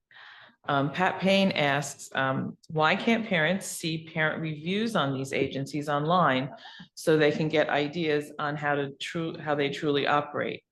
I believe parents are very good judges. Oh my gosh, we just all moved around on me. I believe parents are very good judges of what is good and what isn't as promised. It was very difficult to get any meaningful information about agencies when I had to choose, other than calling a few parents and getting that kind of one-to-one feedback. I wanted to ask quickly, do they mean like on the division website? I think so. Okay, well, the number one thing I do have to say is the division is considered a neutral entity. Cannot show preferential treatment of one agency to another. We are not allowed. It is a complete conflict of interest. But I would echo what both of you said, and as what I've experienced as a mom, families are your number one source of good quality information. Okay, at the division, we will try our best. Your support coordinator, they will do their best. But unless a person is living your experience, they're not going to be able to give you that real information that you need. So again, empowering yourself to become the best advocate that you can. And can I also just mention, and I'm saying this as a parent, not as a support coordinator, so I'm switching hats. But if any of you are connected to Facebook, there is a Facebook page, New Jersey Parents of Developmentally Disabled Adults, and they do surveys on a frequent basis. And you can go to that page and look up not only support coordination agencies, but you can also look up what parents have said about various other service providers. So that is a good resource too. Mercedes? Yeah, the Program Integrity and Accountability does publish a dashboard on provider agencies with certain critical information. OPIA. OPIA. Couldn't the division publish something that doesn't speak to the quality of the agency, but gives certain data sets, like how many individuals the agency is currently supporting. Yeah, we had some of those slides up earlier, No, but that's not what's on the. specific to the agency itself. I'm sorry, but that's not what's on the dashboard for support coordination agencies, or there is no dashboard. There's just a go and find Yeah. the name and what counties they serve. What it doesn't give you is how many individuals is that organization serving, how many trained support coordinators are on board. Like if there's certain demographic information that the division can provide, Yes. that'll at least give families some indication of the size and the scope. Maybe a family wants a smaller agency, maybe they want a larger agency, et cetera. Like Paul's the showing you OPIA. the OPIA Thank you very dashboard. much. But something similar for support coordination Yeah. agencies. And if I can steal the mic for just 2 seconds more, when you talked about the capacity of the Yeah. support coordination agencies, I'm not sure that that really paints the picture of our agencies in a geographic area and accepting new cases.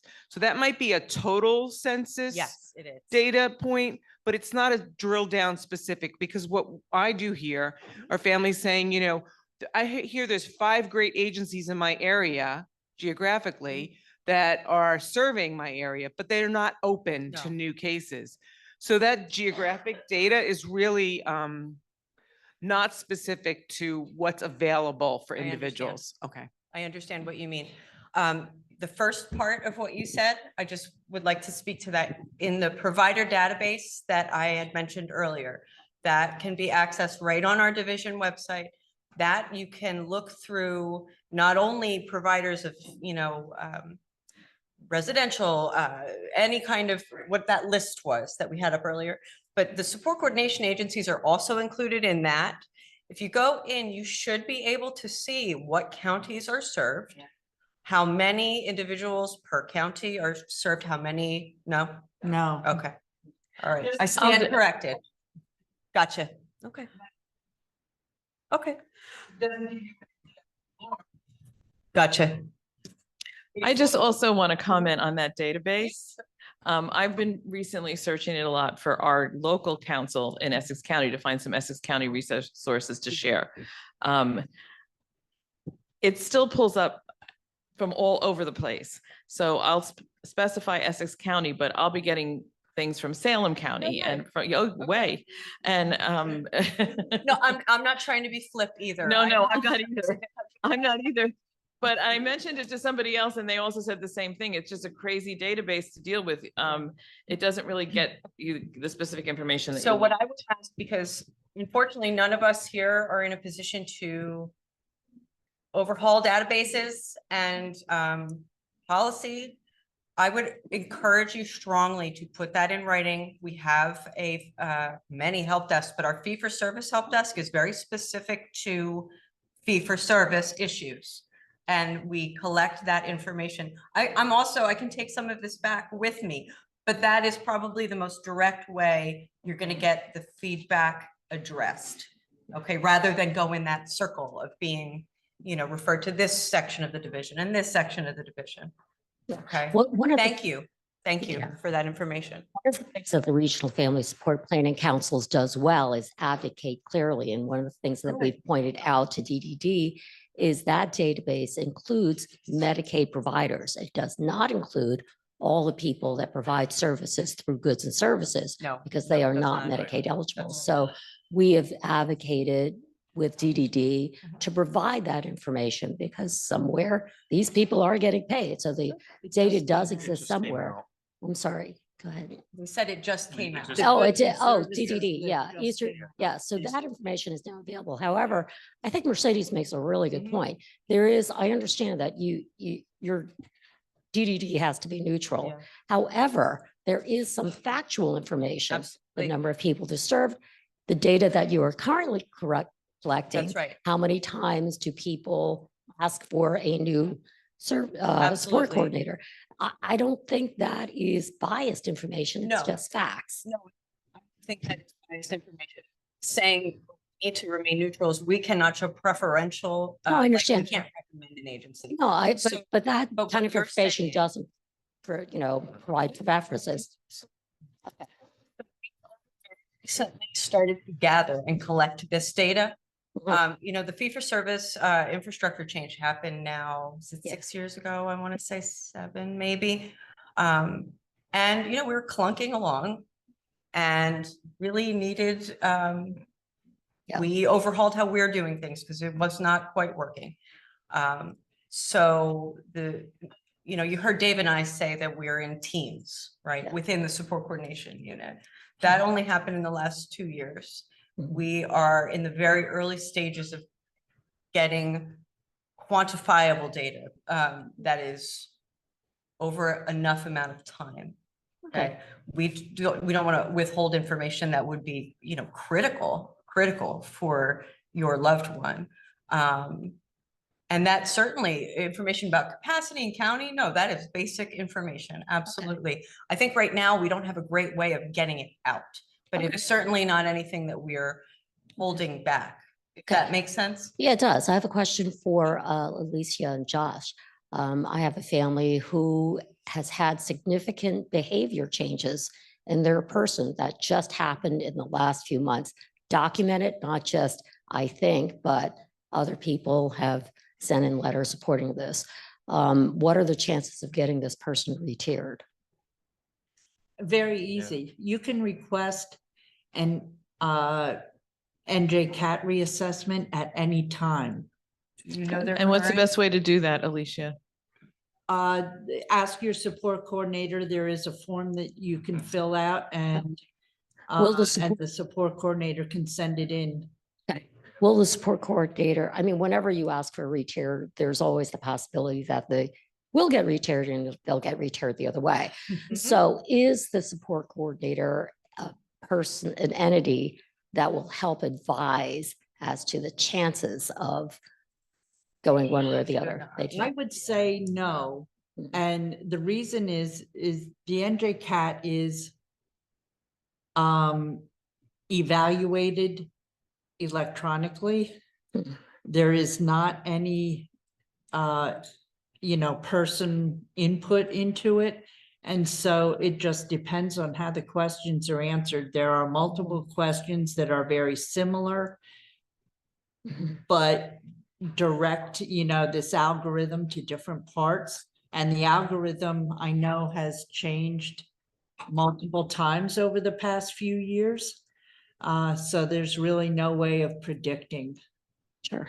Any way of making you If better? the person's tier is already like an EA, No, then it's not, okay. I just No, wanted to say I that think then most it wouldn't people go up. understand where the top of the tier chart. This is a C, Yeah. so this was never seen before.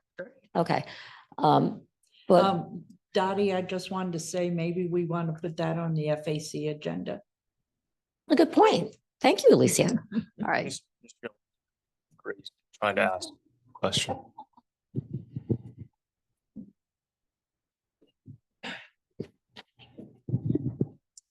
What budget does transportation come from, and what percentage of that budget is dedicated to transportation?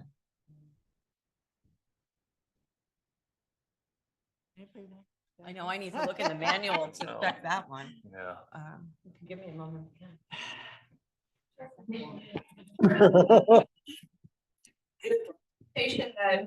Single passenger. I think it depends on the type. We have of a couple different transportation. kinds of transportation, and one of those that I can speak to right now is called single passenger transportation. That's like, you getting a ride to your activity, and that goes through goods and services. And that would come out of, if you're in the supports program, it would come out of either side of the budget, either individual supports or employment day. Now, if you're talking about transportation to and from a day program, is that what are you? A little bit of everything. A little bit of Okay. everything. They're all very different, Yeah. unfortunately.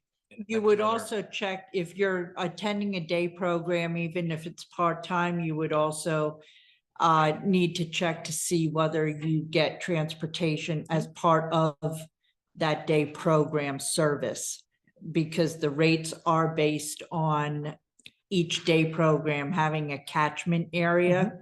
And the catchment area is supposed to cover at least 50% of their attendees. Right.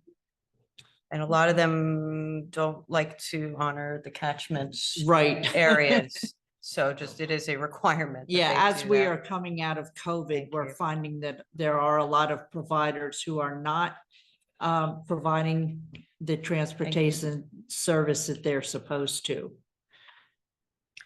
But transportation to other areas, just, say you need, a trip to the store or a trip to the, a doctor's office, there are other ways. And if it's medically based, you may be able to also get transportation outside of your budget through Medicaid. Thank you. So I have a question. I have a comment, then a question. So my comment goes back to what Mercedes Yeah. said about the, having a review. Sure. Because I just bought appliances because we're redoing our kitchen. And I could go on the Lowe's website, and it wasn't Oh, Lowe's absolutely. promoting, but could see. And if I could do that for a refrigerator, You should we should be able to do it that for people your who are planning SBA. our kids' lives. Absolutely. So that's my comment. But my question is, so I see with 25,000 people are on the census, there's a maximum capacity for 32,000. How many people are eligible for DDD services that are not signed up in New That are Jersey? not signed up. That don't have, like, they have the diagnosis, but they haven't been reached. I have no idea. I'm going to be perfectly honest with you. Yeah. I don't know. That's not something at least we're privy to in my area. I'm just thinking all these kids, it's so hard. Well, we anticipate that, at least we always anticipate that like at graduation time. Right. We're going to exactly. get, I think it's around like, correct me if you guys, it's usually like 500, 600 I've new. heard It's a 700. small in relation to those numbers that were up. Yeah. Right now, we have so many agencies that are supporting like 5 people, 6 Mhm. people, 12 people. And if they want to be a small agency, that is their right. And if they are, they should do it well. Mhm. But we're finding the opposite is the case, where they're So- only supporting a few and not doing well. So with the graduation rates, like going back, how many people who could be like that are in special education I have classes? no idea. You're getting 500, but how many are throughout the state? That's my Yeah. question is some parents and these individuals don't know how to connect Oh, with the absolutely. next part of their transition. You're right. So, Yeah, we find, and it's not unusual even still to have families come through intake that have like their child is in their 50s and have Mhm. never yeah. received services. That still is a bit shocking to me. Mhm. But when you're sitting on that side, looking at the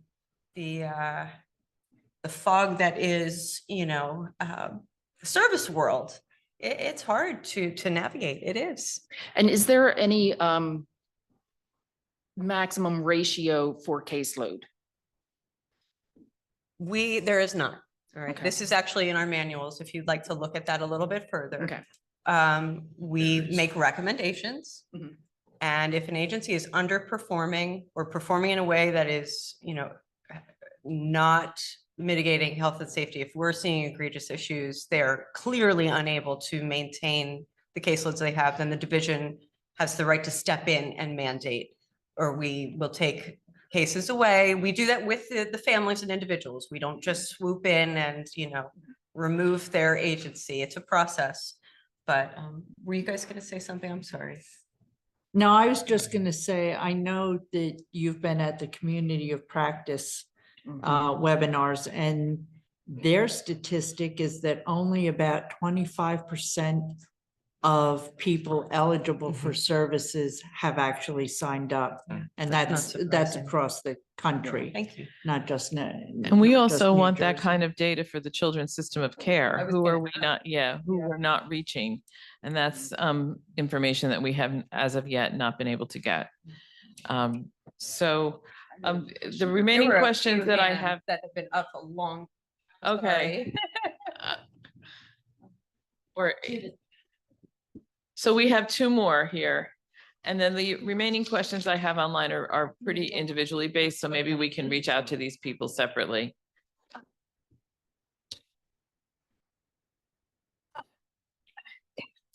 I had 3 questions.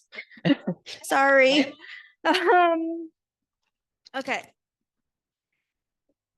Are there incentives for support coordinators and support coordination agencies that do more trainings than the bare minimum required?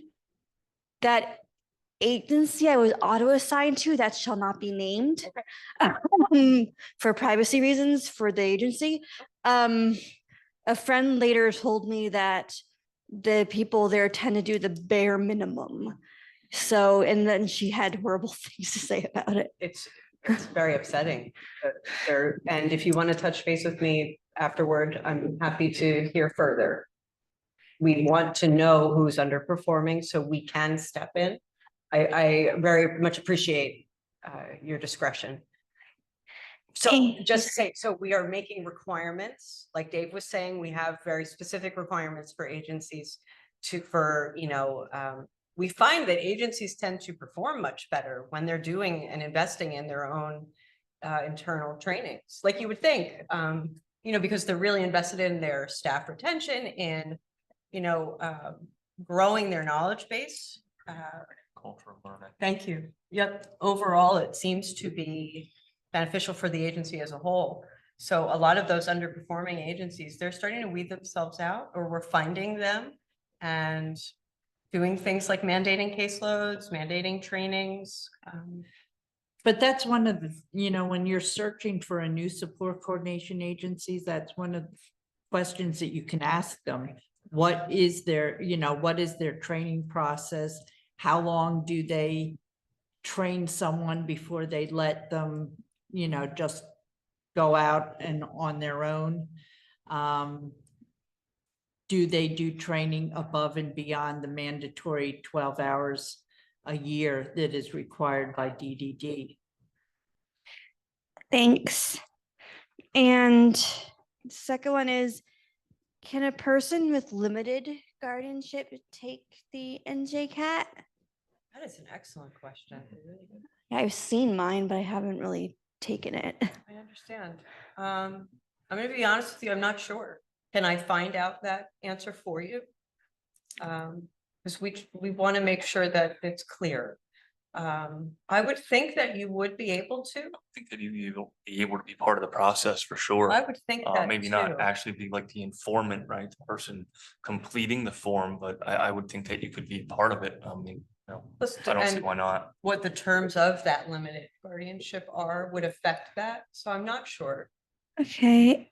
And this is also about the NJCAT. Does the NJCAT reflect the person with IDD's worst day like the ISP does? Okay. Since they're kind of linked. So it's an excellent question. So when I used to do orientations for new families like a million years ago, when we were working with the, help me out, I'm having a brain blank. What did we have prior to the NJCAT?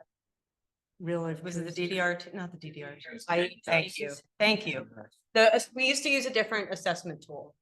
And so what we would tell families or individuals that were approaching that assessment, you want to think about if no one else were there to help your person and they were having a bad day, because we want it to reflect who that person is, best day, worst day. And so on your worst day, you may need the most kind of support. That needs to go in that assessment.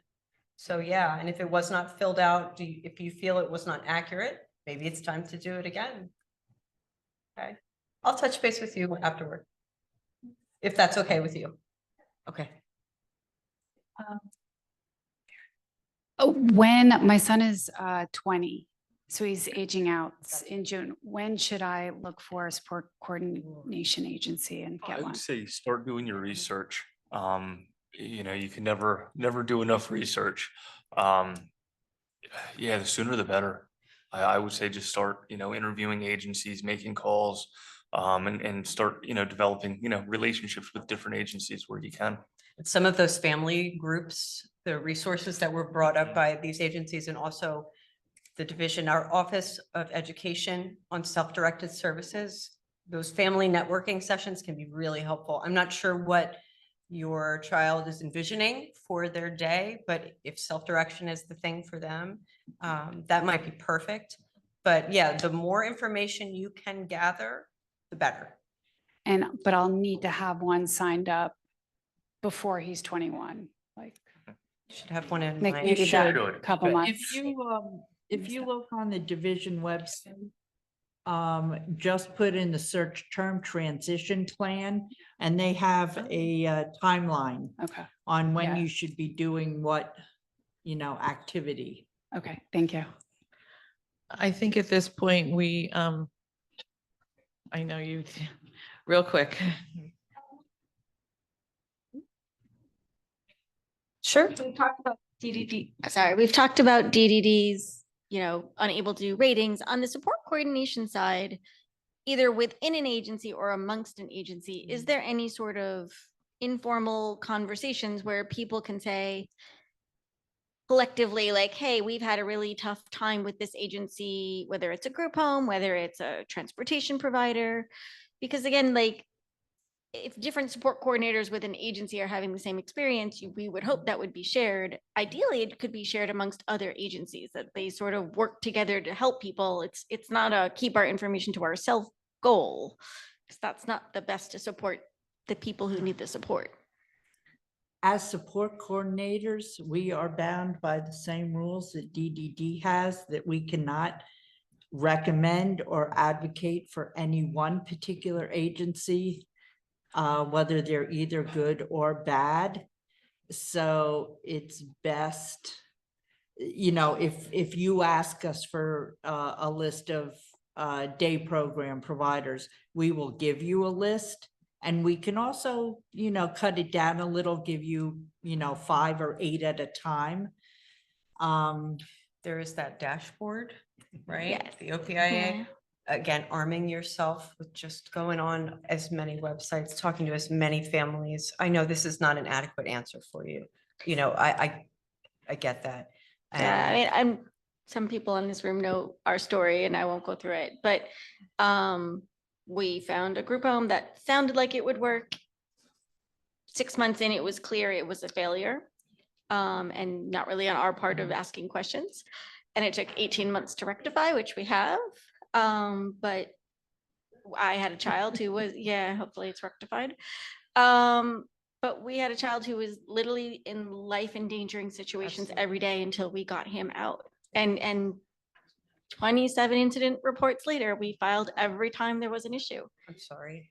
And, again, like, I won't fault DDD, they investigated nearly weekly for the entire 2 years because there's that many problems. I But we- share your frustrations. Yeah, my frustration is, like, I know someone's moving into his bed. That's awful to me as a parent. I don't want anyone in that Well, house. it's horrifying. I really don't. Absolutely, I it's your do child. think, it's 12:23. And I do believe that we have to kind of bring the questions to an end. If for those of you who didn't get your questions answered online, we will reach out to you. Some of them I tried to answer, but you can certainly reach out to the council. And I believe the contact information for the presenters is in the back of the slide, so feel free to ask them any questions. We do want to just bring up Paul Blaustein for a moment. And then for those that are staying, we'll be moving on to lunch. But thank you. And to the presenters, thank you so much. This presentation was amazing and so helpful and meaningful.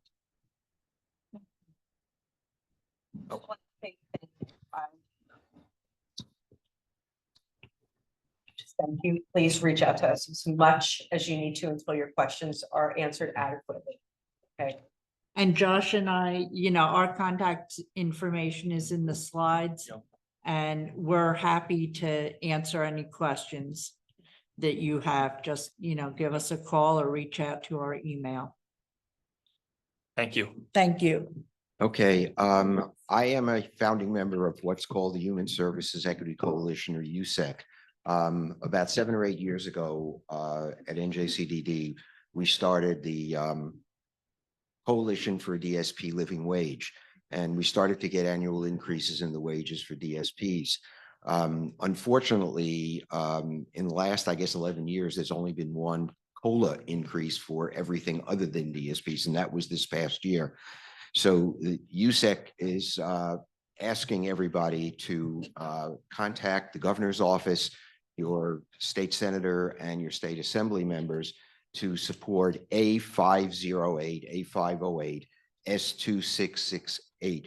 What this would do is, there's no way a legislature can commit a future legislature to spend money, but it would reverse the process. Right now, we have to get the legislature to put in a COLA. This legislation would put a COLA in the preliminary budget, so the legislature could either do nothing and there would be the COLA, or it would have to act affirmatively to take the COLA out. So we would much prefer to have the legislature be required to vote to take out the COLA rather than have to vote to put it in. So, and again, I point out, I just got the information from the agency where I'm on the board, and we have, I think it's 43 people who are paid less. No, excuse me, it was 43 people who were paid less than the starting DSP. 18 of them are paid less than $15 an hour. We have a person who's been working for us for 22 years who is making less than $15 an hour. And we have been struggling to give people 3% salary increases while the DSPs have been getting $1.25. So this is really, really important. I will have the information to Kyoko and she will send it out to you, but we really, we need a mass movement of advocacy of people contacting their legislators in the governor's office to promote this legislation. And I just want to, in one more minute, I'll say, please keep in mind Disability Rights New Jersey and Medicaid redetermination. It's very, very concerning that a substantial number of people are being disqualified from Medicaid, and virtually all of them because they have failed to respond. And as some parents have said, if this goes to my child's not going to open up the envelope and send it in. So, please, you can contact the DDD, you can contact your MCO, but find out if your child has been disqualified from Medicaid. Don't wait until they try to make a doctor's appointment and the doctor says you don't have, or the doctor's office says you don't have insurance.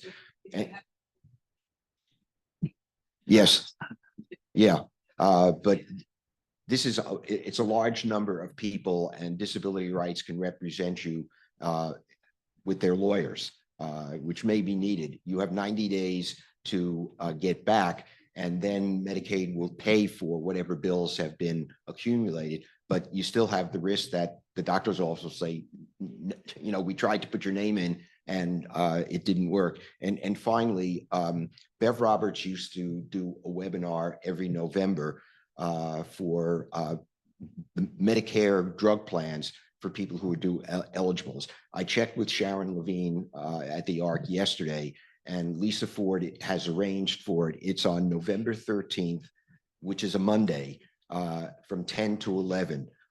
Sharon didn't know who the speaker is, but Lisa is very reliable. I'm sure she'll get a good speaker, and we'll probably have somebody from SHIP also to explain how you can figure out which of the drug plans is best for your family member based upon the drugs or medications that your family member needs. So again, I'll have Kyoko send this to everybody. I just got it yesterday from Sharon, but it's a wonderful webinar every year.